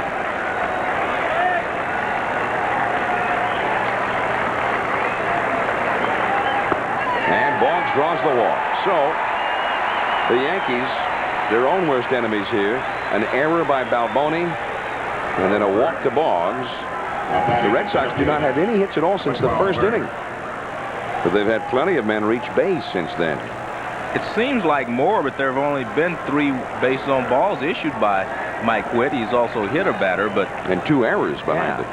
It seems like he's been a little wilder than that, actually. Boston has had, 10 men reach base now. 4 hits, 3 walks, a hit batsman, 2 errors.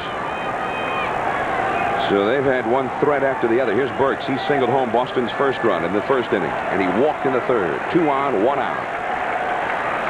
Witt back into the middle of it. Fouled straight back. 0-1.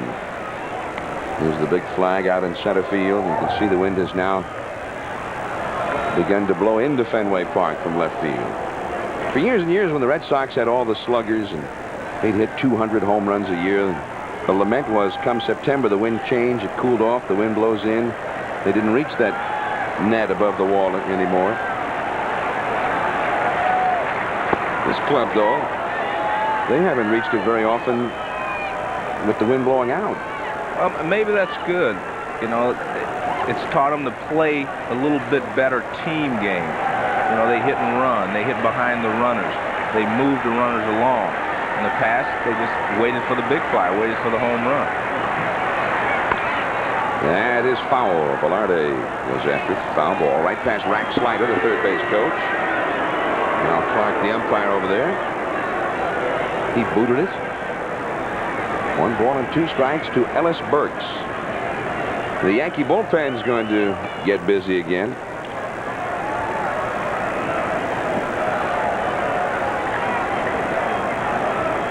Here's Eric Plunk. What's this, the 3rd time he's been up? Witt's had trouble in every other inning. Every time the top of the order comes up, he gets into trouble. Boston, though, got just the 2 in the first. They left the bases loaded in the 3rd. They've got 2 men on and 1 man out here. But it's a ball and 2 strikes to Burks. And foul off the right field side. To watch Guerin a little bit, I think he and Witt are a little bit out of sync there. He's setting up a little too quickly in his catching position. He's telling the hitter exactly where the pitch is going to be, inside or outside. He's doing that a little too quickly. A lot of catchers will stay right in the middle of the plate and shift just before the pitch is delivered. You see, he's already set up outside already right now.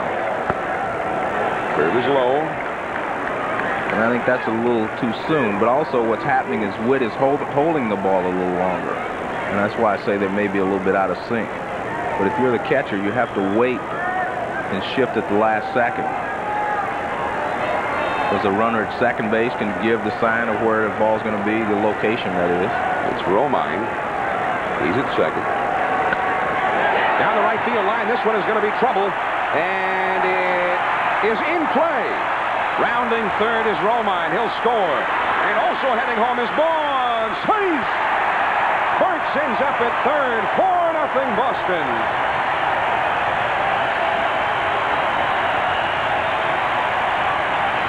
Barfield tried to decoy the umpire. He said the ball bounced into the stands, which would have been a ground rule double, and only one run would have been able to score.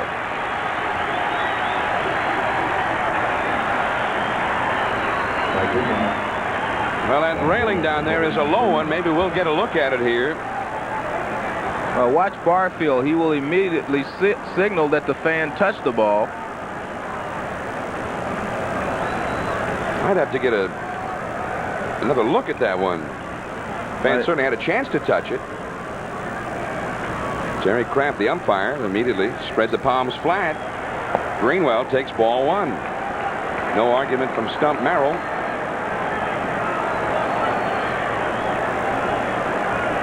That'll be a triple for Burks.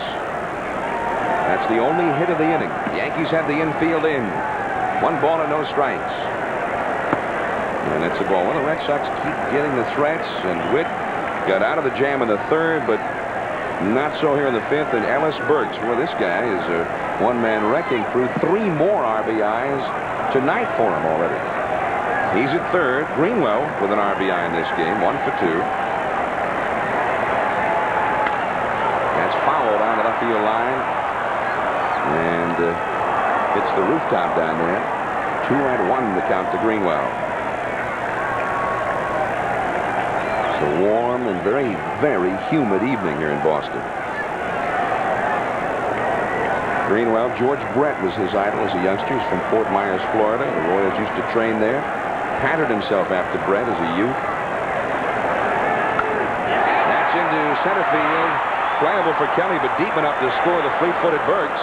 And Kelly won't even bother. Burks will score easily. And it is 5-0 Boston.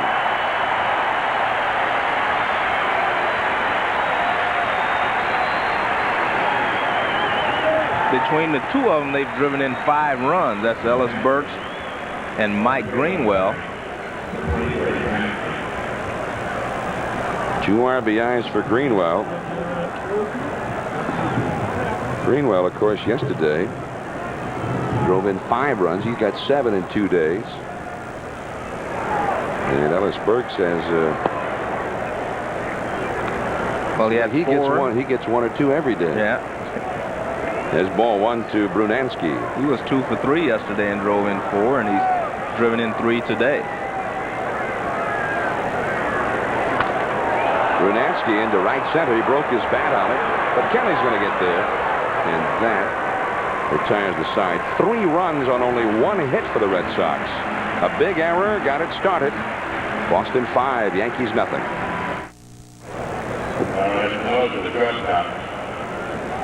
That's the voice of Sherm Feller in the background, the longtime voice of Fenway Park.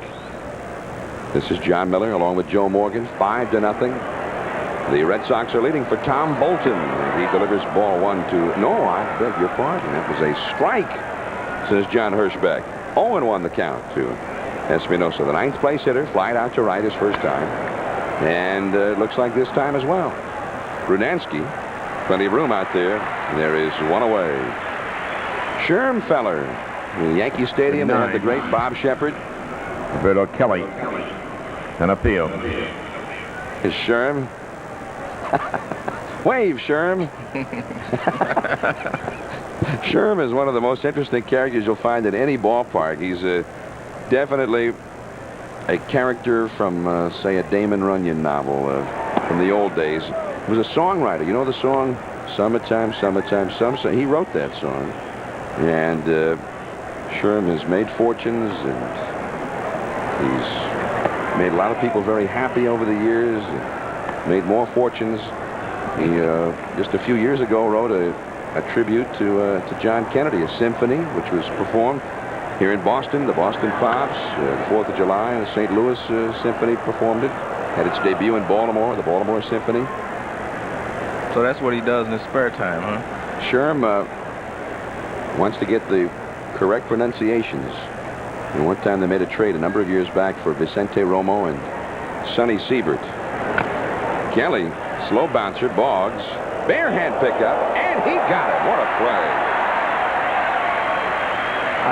I have never seen so many third basemen so adept at grabbing the ball barehanded and making the throw. Brooks Robinson could do it perfectly. He did it all the time. But I've watched so many infielders now come in and barehand the ball. That's a very tough play. That ball is still moving. I mean, it's not like it's dying. The ball is moving. Nice play by Wade Boggs. Yeah, it looks easy in slow motion. Yeah, it does look easy, but I'm telling you, that's a very tough play. Look at that. I mean, he just keeps his eyes right on it, though. Here is Saxon. He takes his strike. It's 0-1. 5-0. Boston ahead. He was calling Vicente Romo Vincente. And Bill Crowley told us, says, hey, Sherm, that's the wrong pronunciation. He's gonna let this one go, hoping it will go foul, and it does. That's called knowing your field. He knows this field like a book, and he knew that ball would go foul if it kept the speed up. Because I thought he made a mistake. Because watch, this ball is way out on the grass. It's not right down the line. I mean, that's way out there, but he knows the field very well. Ball rolls foul. Looked like it was coming off a hill when it turned left finally. Well, it was. Watch, now all of a sudden this is like coming down a ski slope. Well, straight down. It is sloped downward there rather dramatically. Yeah. The gradient.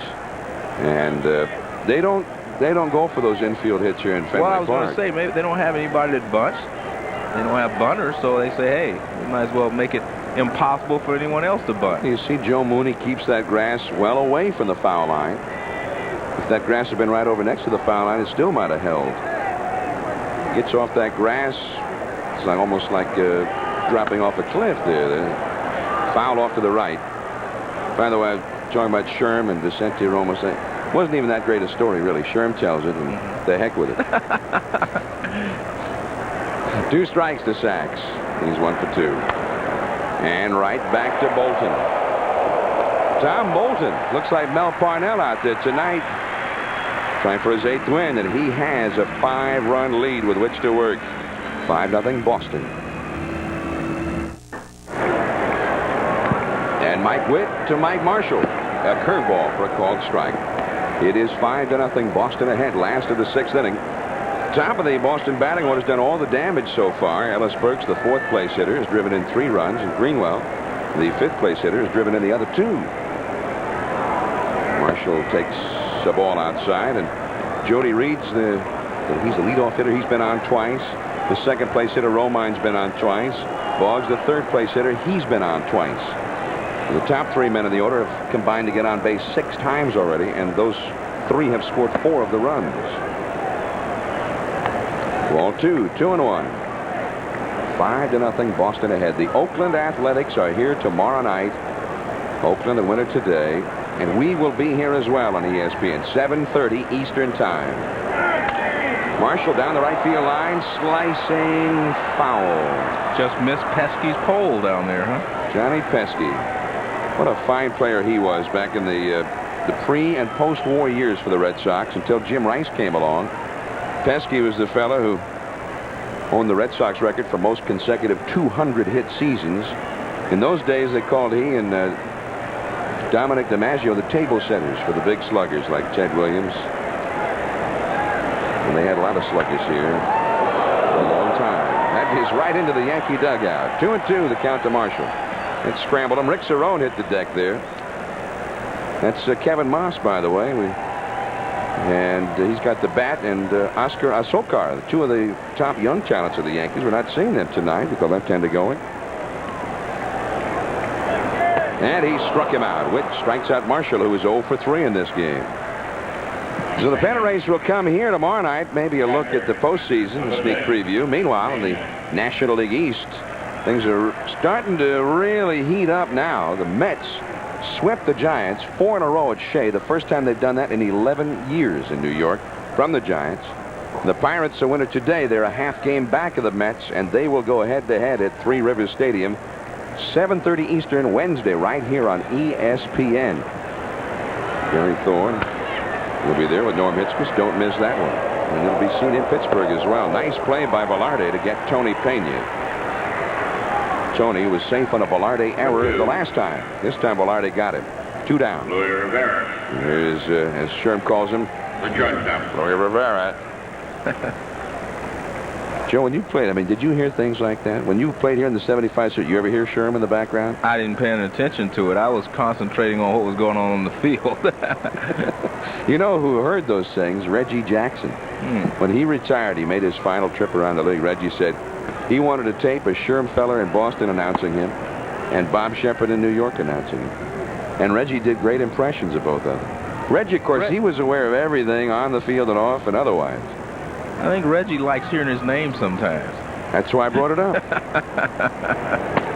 He was a great player, though. Hey, he had some days in this ballpark with the Yankees. He broke the Red Sox heart a few times.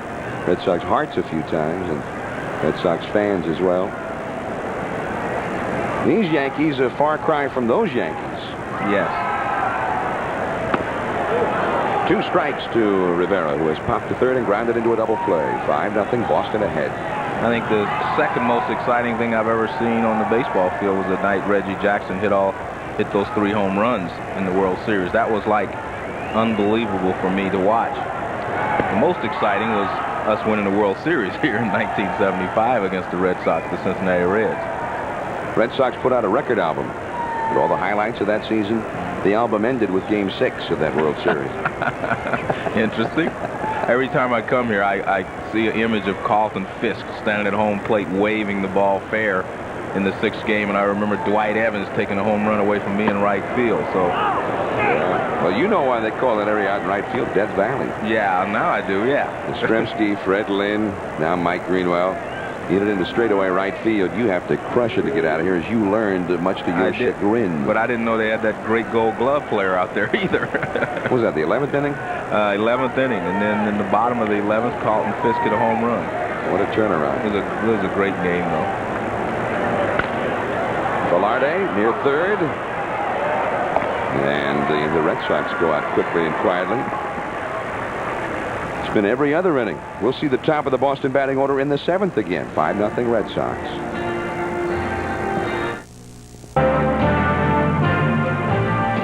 ESPN Sunday Night Baseball, brought to you by Levi's 505 and 506 jeans. By Gold MasterCard, the best gold card to master the moment. And by Goodyear Wrangler Radials, the tires that will take you just about anywhere. But remember, tread lightly. There's a new first baseman for the Boston Red Sox in the ball game here at Fenway Park. Carlos Quintana has gone into play first in place of Mike Marshall. We get a look at the new portion of Fenway, area behind home plate. Rick Cerrone looks at a called strike from Tom Bolton. There is Quintana. He's a rookie, and he's been hitting right around 300 all year. Cerrone lines it foul, and the ball boy makes a nice grab on that one. Cerrone is lined to left, and he has hit into a double play. He's 0 for 2. 5-0, Boston ahead. This is the 7th inning. And Bolton, who misses with that curve, working into the 7th for the first time since August the 12th, when he had a complete game victory at Seattle. He'd struggled the last 3 starts. 2-2. This guy, Joe, he's throwing a little harder than he used to, and again, they talk about Tony Pena working with these pitchers. Watch how low he gets. Look at that target. And not just coincidence that the Boston Red Sox starters have started to do much better since he's been here. Watch this target. I mean, I think I could hit that target. See how low he gets? He stays down low. That makes the pitcher stay down there. Nice camera work there. Mike Boddicker says that Pena just demands you do what he wants you to do. Plus, they have the confidence in him. He's going to catch the ball and that he knows what he's doing. And he does. I've played against him, and he knows exactly what he's doing. 1 ball, 1 strike to Balboni, who has struck out twice in this game, each time on a curveball out of the strike zone.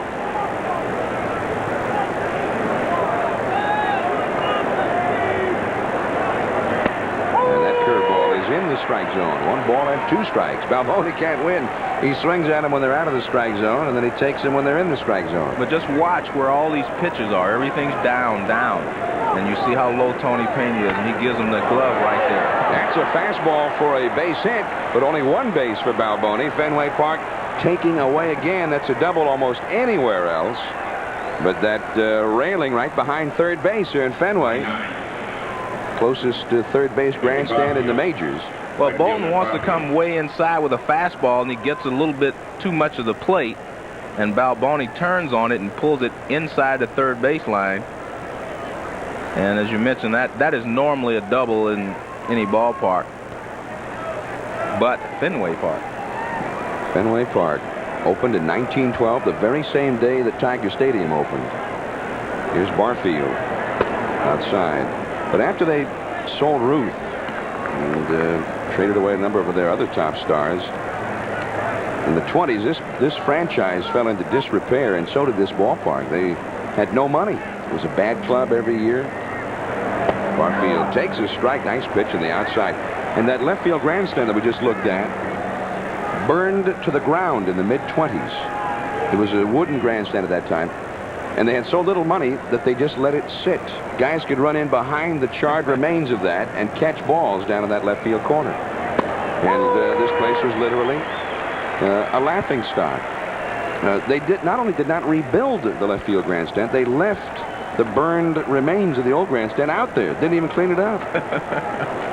Thought this club was going to move a number of times, and then Tom Yawkey came in the mid-30s, bought the franchise, and a new era was born. That's a called strike 3 to Barfield, the second time that he's been called out, and he didn't like that call from John Hirschbeck. And I think you'll see why Barfield decides to question the pitch. He felt like it was low and away. Now watch Pena. It gets right down there. There's the target, low and away. And Pena reaches a little bit outside for it. It's down, but that camera angle sometimes can be deceiving. Yeah, Barfield thought that the umpire was deceived. The umpire wasn't looking from that camera angle, though. That's a swinging strike by Jim Leyritz, who was lined to left and walked. 5-0 Boston, top of the 7th, 2 down. Well, they say sometimes a pitcher will get some calls like that when he's constantly around the plate. And down.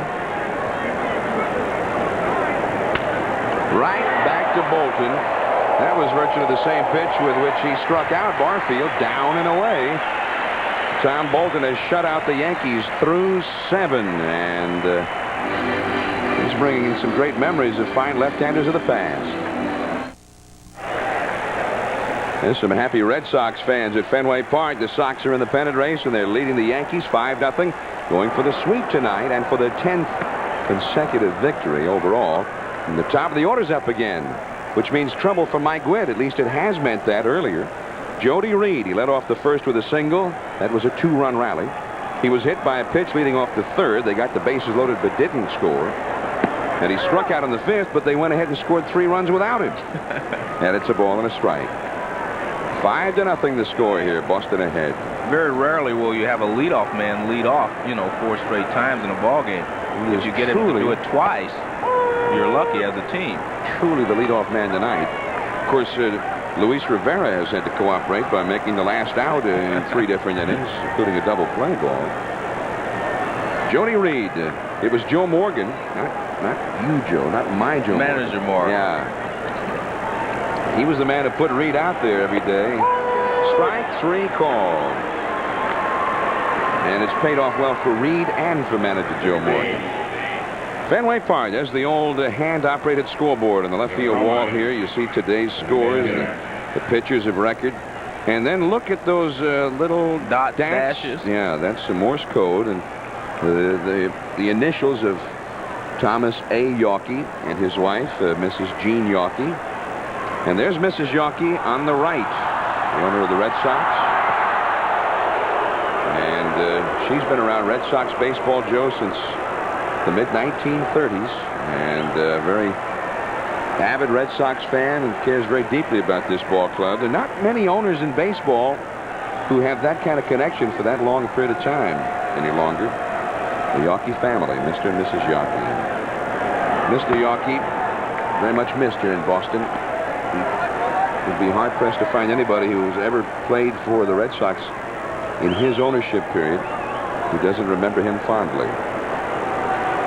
2-0 the count to Kevin Romine. He's reached base twice. He scored once. Walked and safe on a Balboni error. 2-1 the count. 5-0 Boston ahead last of the 7th. You know, another thing in Boston's favor is they have 21. They played 2 now. 21 of their last 34 ball games were here at Fenway Park. That's a plus for them in trying to hold their lead over the Blue Jays. And they'll finish up here with the Blue Jays over the final weekend of the season, and then the White Sox. Boston has the best home record in Major League Baseball, 41-21 before tonight. They've won almost 2 out of every 3 here. Ball 3, 3-2. Wade Boggs on deck. The road record not quite as impressive. Look at that, 300 batting average, over 5 runs per game scored at home, and the pitching has been better at home, which is kind of amazing because of the Green Monster. And that's ball 4 to Kevin Romine. He's reached base 3 straight times. 4 walks and a hit batsman. Now batting third baseman. From Mike Witt. The batter, Wade Boggs, who has singled and scored, struck out, and who has walked and scored. 1 for 2, 2 runs scored. Ellis Burks on deck. 1 out, 1 on in the 7th. The Yankees. And this has been one of their worst seasons ever. They've played well since the All-Star break. They're building for the future. Gene Michael, the new general manager, wants some stability.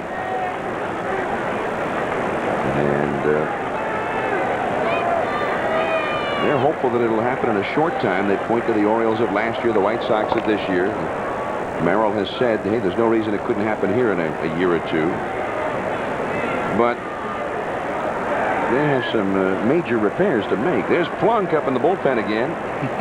He's going to need about 3 days off after this game tonight, even if he doesn't get into the game. There goes Romine. Guerin is too high and too late with a throw. There's the Boston running game. Romine with his 3rd steal of the year in 3 tries. They've never thrown him out, Joe, all year. Well, you watched him at first. I was watching him at first base. I knew he was going. The pitch is low and in. Pretty good pitch to throw on. Guerin makes a good throw, but he had such a good jump that he had no chance to throw him out. You know, the Yankees have been the toughest team in the American League against which to run. Well, Bobby Witt, Mike Witt, is not that tough to run on. Pickoff play. He made it close for the catch by Espinosa, but Romine is back. Actually, reminds me a little bit of Bobby Witt tonight. He's walking a lot of guys. Yeah. How about yesterday? 10 walks, 10 walks, strikeouts? 10 strikeouts. Wow. Close play at second, but you can see Romine is back in time.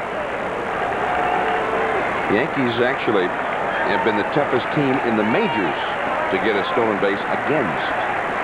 2-0 to Boggs. 3-0.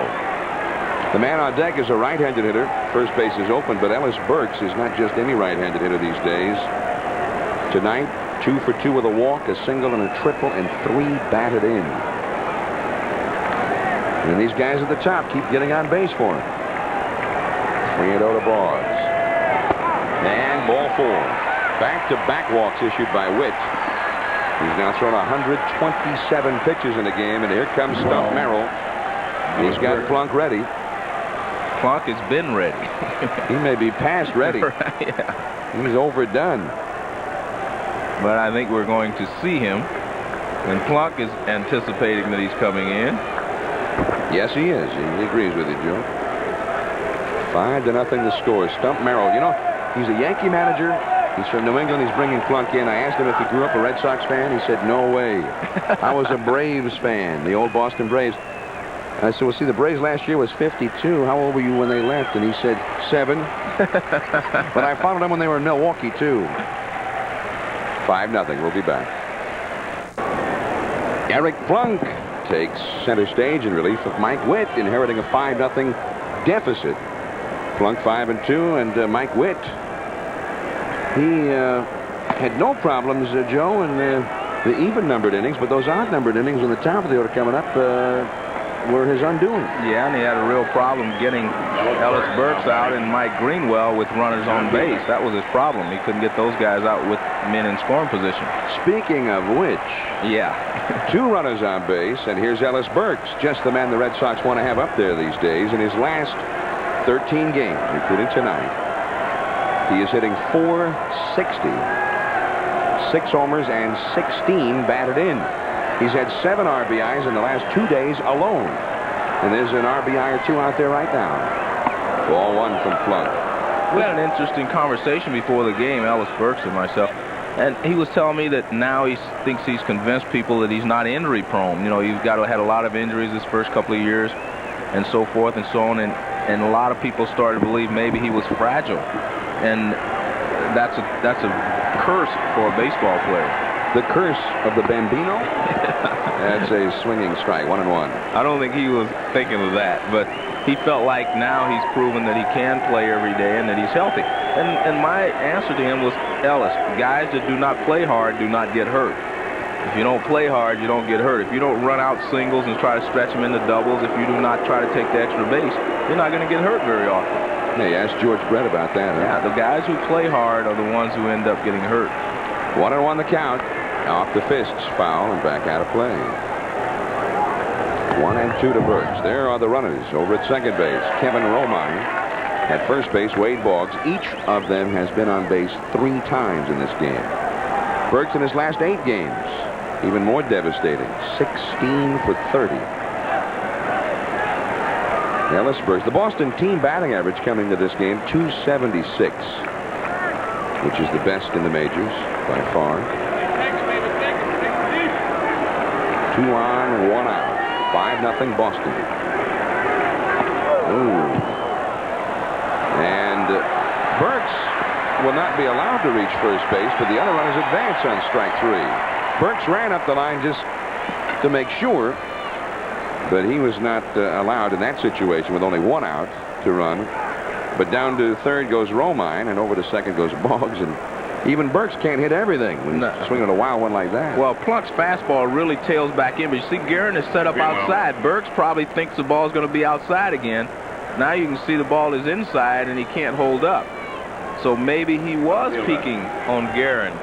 As we've talked about before, Guerin sets up too quickly outside sometimes, and I think Burks was diving in a little bit there, and the ball was up and in, and he couldn't lay off of it. Which also leads you to believe that if he is, the Yankees have caught him at it. Right. Well, Stump Merrill's out there again. Now you've got Mike Greenwell, the left-handed hitter up here, and Brunansky, the right-hander, behind him. And first base is now open. And Brunansky hasn't swung the bat as well as Greenwell. Really, lately, about the only man who has in this Red Sox club or any other club is Ellis Burks. So we'll see what manager Stump Merrill has in mind here. Merrill already has gone through some trials as manager of the Yankees. I mean, he doesn't have the weapons that most Yankee managers over the years have had. Well, they're going to pitch here to Greenwell. Let's see if they really are going to pitch to him. That curve is a strike on the outside, 0-1. I think they're going to pitch to him for 2 reasons. One, I don't think Stump Merrill wants to walk the bases loaded with Eric Plunk on the mound, because Eric Plunk can be very erratic at times, and he'd end up walking in a run. 5-0 Boston ahead. Fastball is away. 1 ball, 1 strike. Because there's not any insurance against him walking Greenwell anyway, even though he's going to try to get him out. So I think this is the right move. A lot of times you're just forced not to walk guys in crucial situations because it can make it worse. Ball 2, 2-1. Merrill had to sit down some players. There's Brunansky on deck, who want to be playing more veteran players, and they've complained. The other day, Mel Hall stormed into his office in Baltimore. There was a reported shouting match between the two. That's a called strike, 2-2. And Hall came storming out of the office. He slammed the door shut so hard, the doorknob fell off.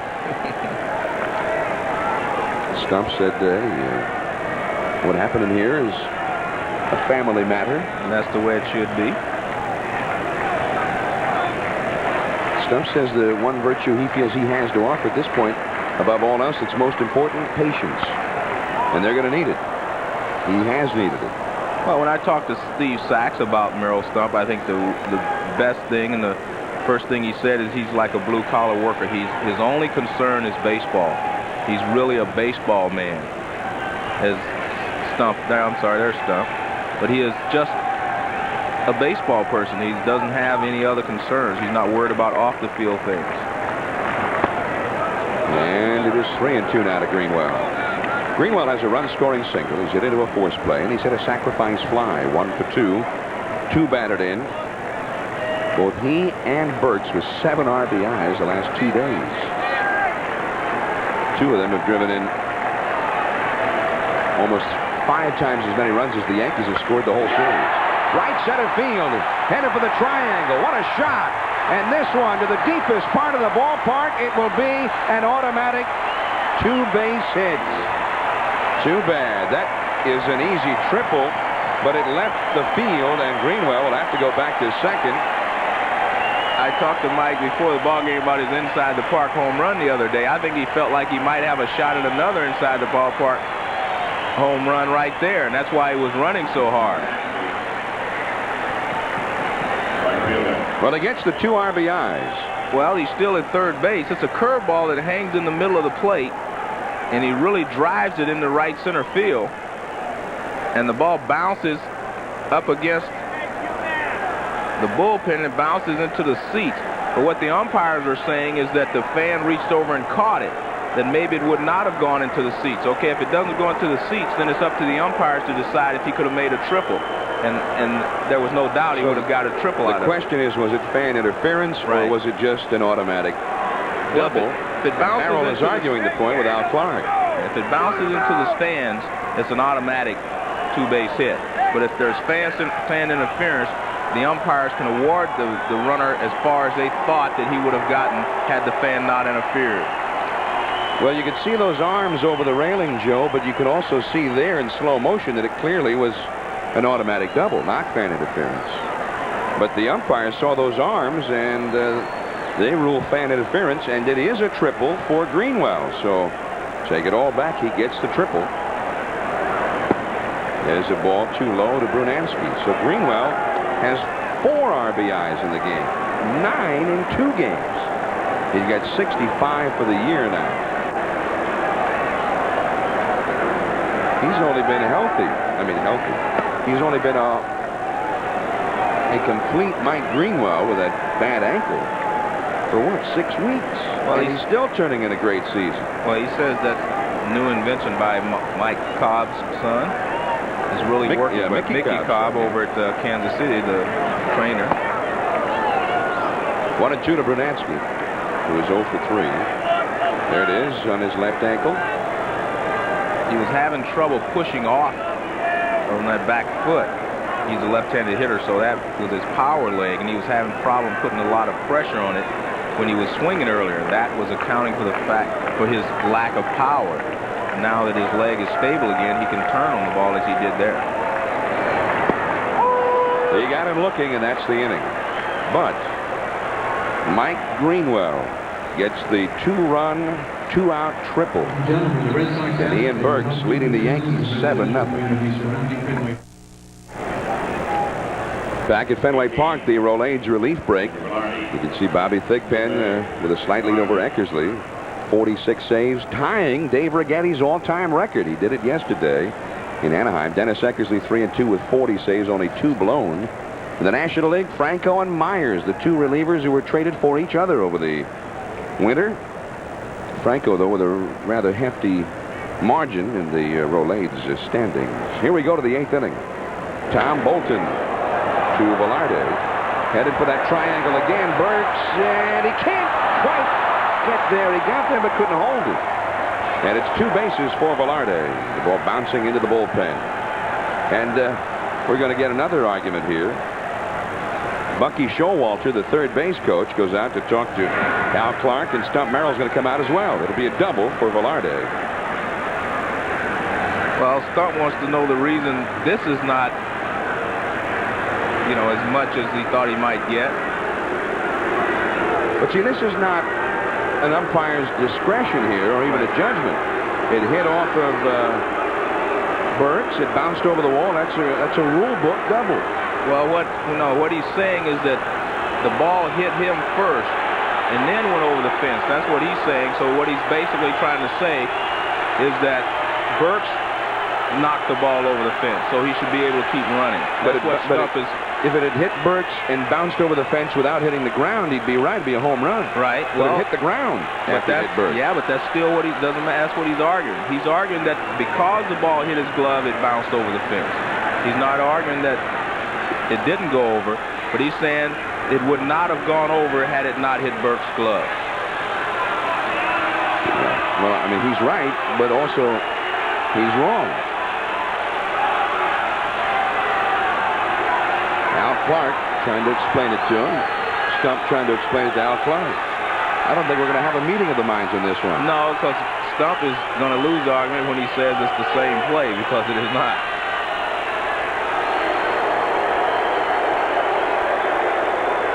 Well, Burks is chasing it, and he does get there. Now, the ball touches his glove. Right there, it's off the edge of his glove. Now it bounces over the fence. All right, Stump's argument is that Burks forced the ball over the fence. Now, that's what he's saying.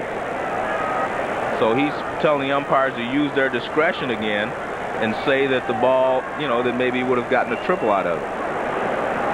Which he might have, but yeah, it has to be a fan who interferes in that situation for the umpire to use his discretion. Strike one to Bob Guerin, who has walked and hit into a double play. Does that man look a little beleaguered right now? Stump's very upset right now. But I think we could see that when he was on the field talking to Al Clark and the other umpires. Into right center again. A long run. Burksville will give way to Brunansky, who's got it. And over to third base goes Velarde. Well, he's at third base now. Well, Stump wanted him in the dugout now with a run. There is Larry Anderson, the newest Red Sox acquisition, acquired from Houston on Friday. Veteran right-hander, having a fine season in Houston. That's been the weak area for the Red Sox, has been the bullpen. Although Jeff Gray has done a heck of a job lately in place of the injured Jeff Reardon as the closer. 7-0 Boston ahead. Here is Espinosa into shallow right. Tagging at third is Velarde. He is not going to try it here, down by 7. 2 down. We'll go to the top of the order for Roberto Kelly.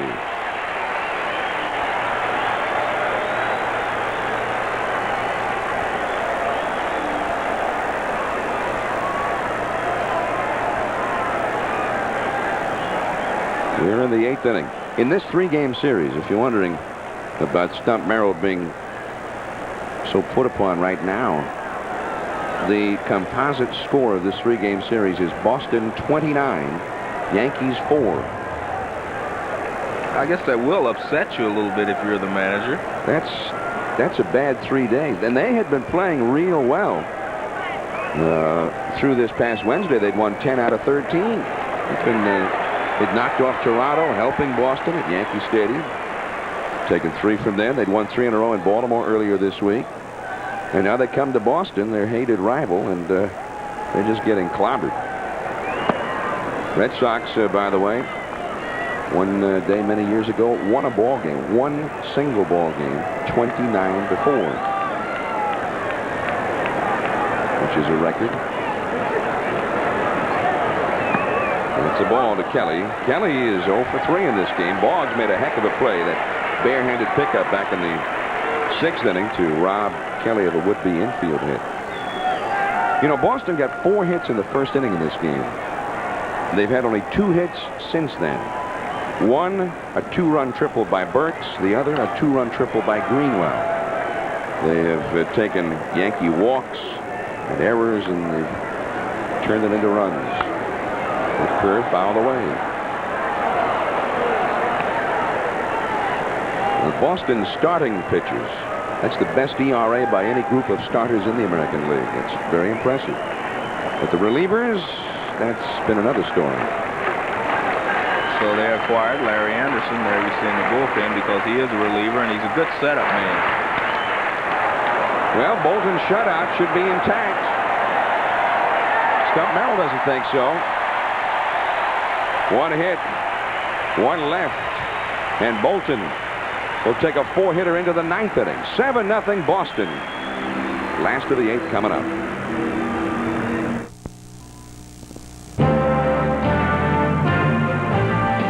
ESPN Sunday Night Baseball, brought to you by Mitsubishi, bringing you a full line of award-winning automobiles.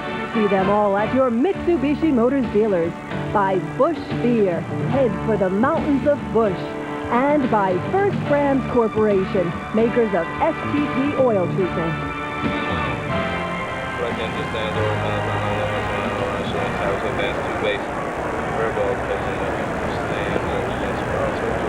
It shouldn't matter.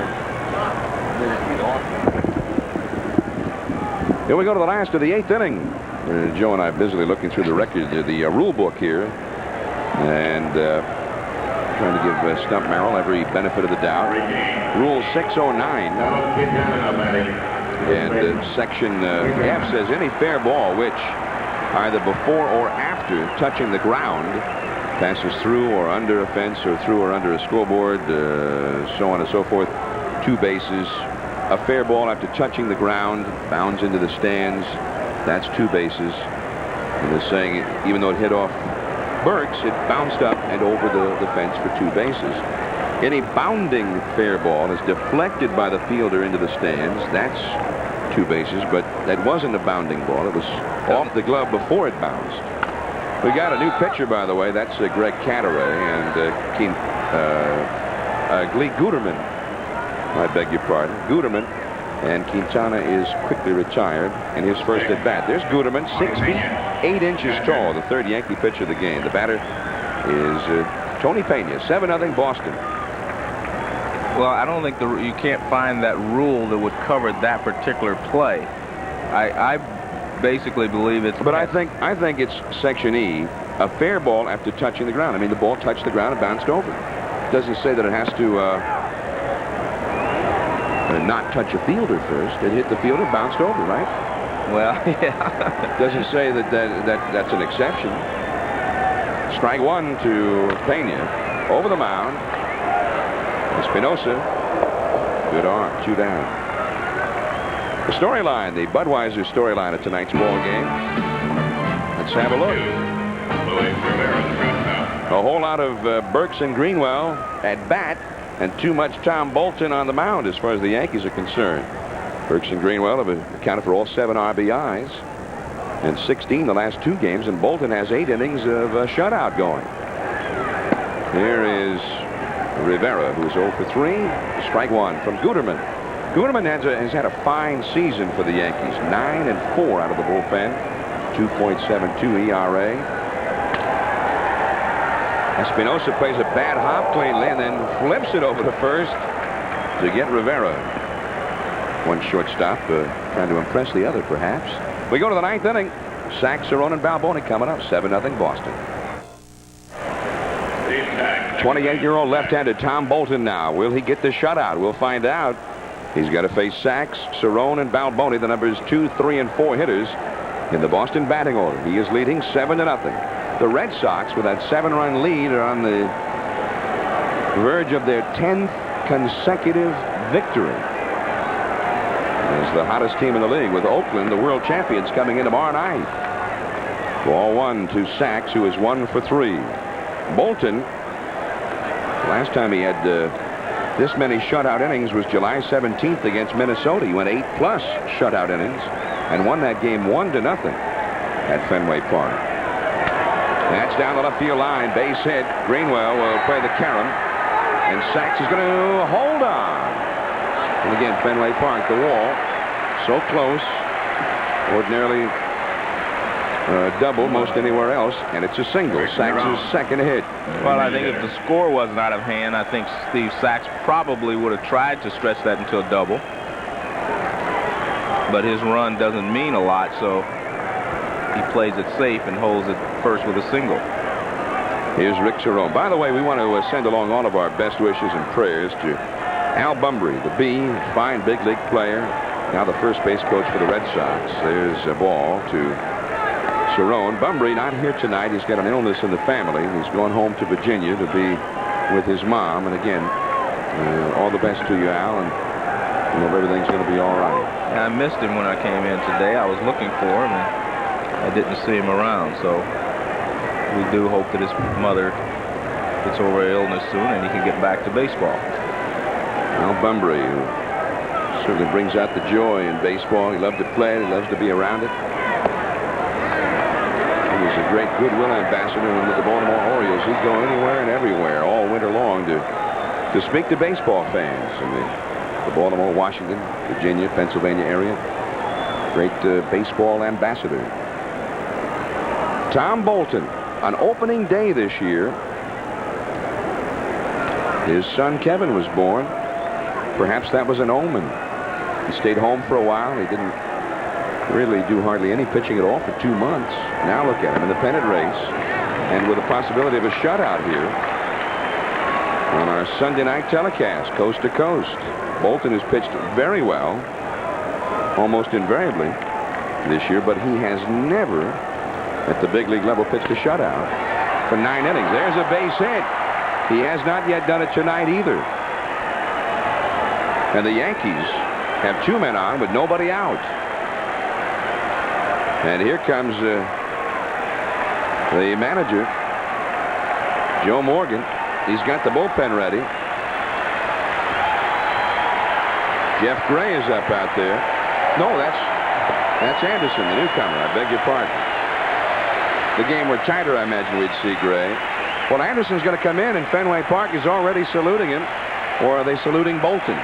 Well, I think they're saluting Bolton because he's pitched such a fine ball game. As you mentioned, he still has a shutout at this point in the ball game. I'm a little surprised, actually, that Joe Morgan has taken him out. He's only thrown 99 pitches. Got Balboni coming up. So he's all smiles right now. There's Anderson to make his Boston debut. Tom Bolton, he may be able to watch the first game of our tripleheader tomorrow. The Pirates and the Phillies, and he and his Red Sox will be part of the second game, 7:30. We'll be here as well. There's Larry Anderson, longtime National Leaguer, and having a pretty good year, as you can see by those numbers, as a setup man for the Astros. Well, that was a great year, and the telltale sign there's, look at that, only 61 hits in 73 2/3 innings, and 68 strikeouts, and only 24 bases on balls. So Larry Anderson, he is a good pitcher, especially in the role that he's been in, and that is to be a setup man. His new teammate, Mike Marshall, says he never remembers ever even getting a hard-hit ball against him, much less a hit. He's very tough on right-handers. He throws a sinker inside and a slider away, so right-handers will have a lot of problems with him. He's going to face a left-hander here. The pinch hitter will be Kevin Moss, the man they've all been talking about in New York and around the country. This guy really came into the big leagues with a flourish. He hit his first 15 home runs more quickly than any hitter in Major League history. I mean, the first 15 of a career. Hit his 15th homer in his 133rd at bat. He has slowed down somewhat since, but nonetheless got 16 homers at 176 at bats, 1 for every 11 trips to the plate. Interesting stance by this fellow. Well, it looks like a Yankee Stadium stance to me. All of his home runs have been to right field. That's a strike. You can see the big brace he has on his right knee. He had surgery on the knee, and that's why he wears the brace to protect it.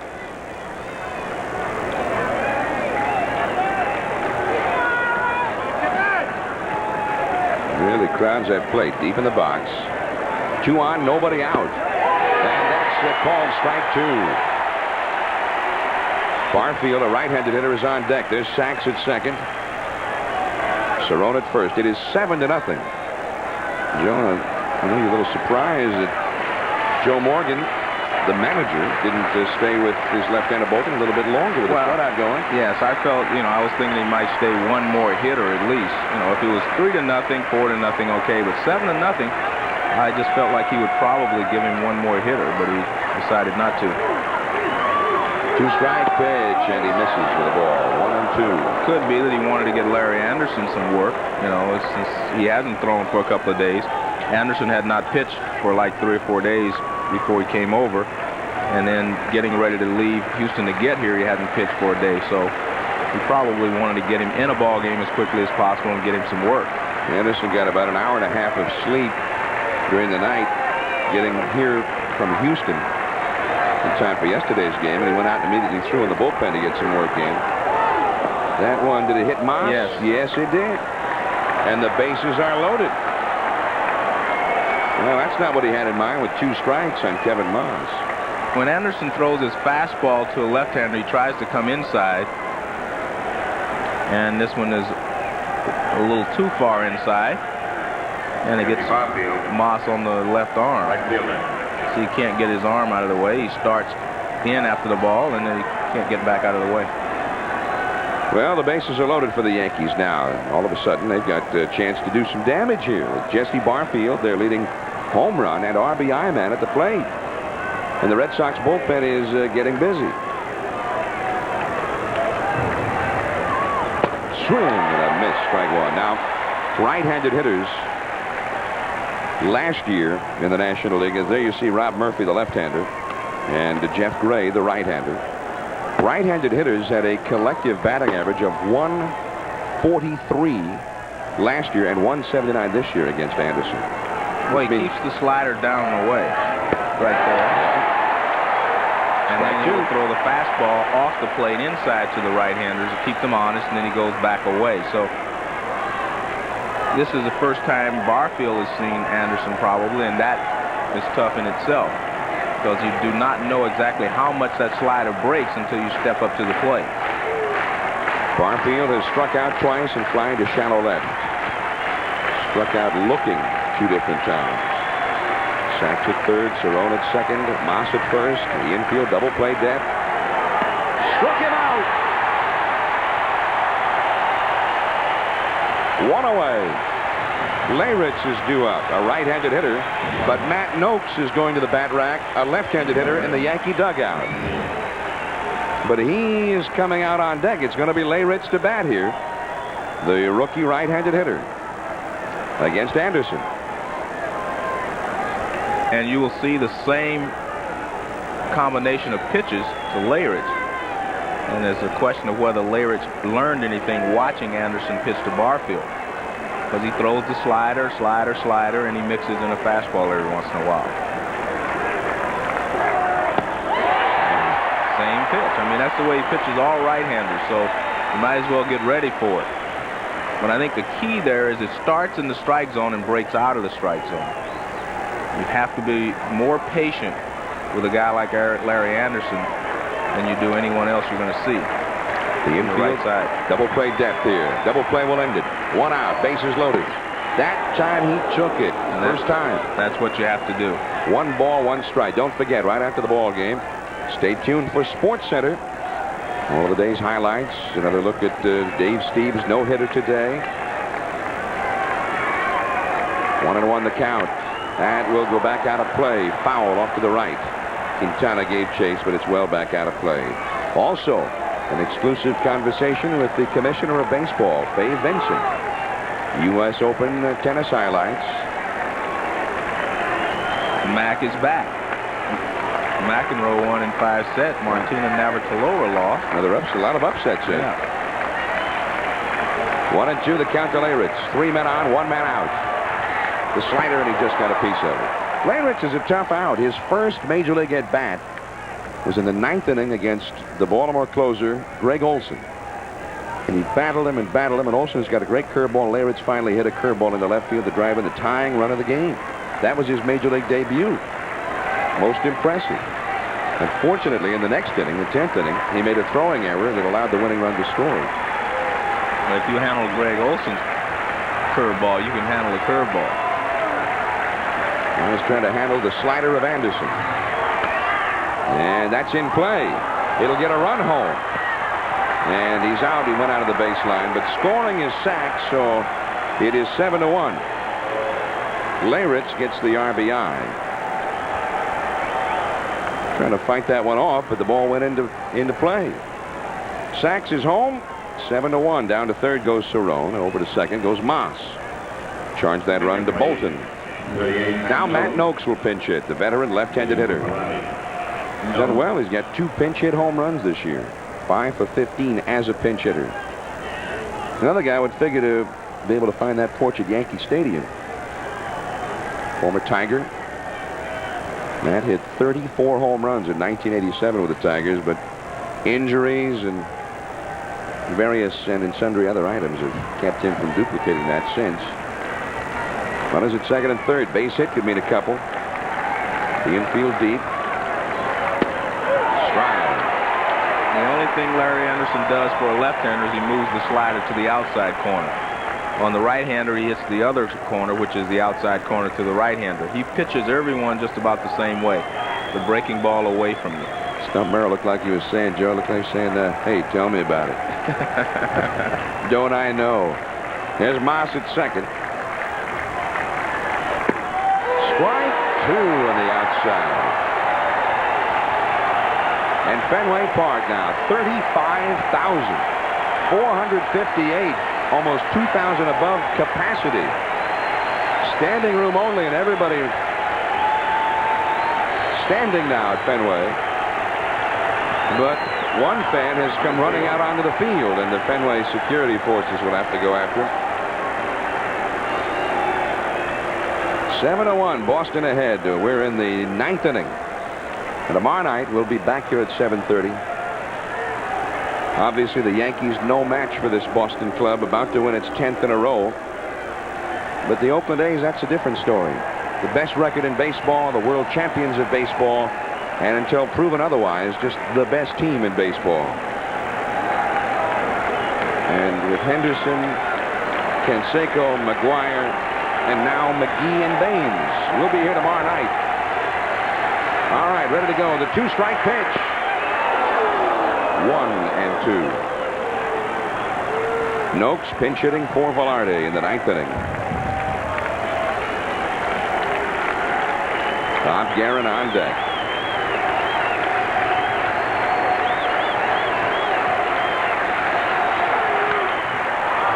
Greenwell, and the Red Sox have made it 10. And Anderson's debut at Fenway.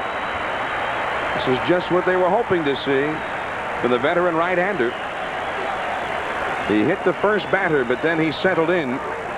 And Joe, the Red Sox maintain that 6.5 game lead over the Blue Jays. Dave Steve's no-hitter notwithstanding. Well, the Boston Red Sox are a juggernaut right now. They're hitting the ball well. They're getting good pitching and playing good defense. And when you put those 3 things together, you will win a lot of ball games. And they've won 10 in a row, but their big test comes tomorrow night and for the next couple of days against the Oakland A's. Well, let's come back ourselves. I see you tomorrow night at 7:30. Part of our triple header on ESPN. The Phillies and the Pirates. The Pirates needing a victory against Dykstra and the Phillies, and then the world champion A's and the Red Sox here at 7:30. Finally, the Giants and the Padres wrap it up on the holiday.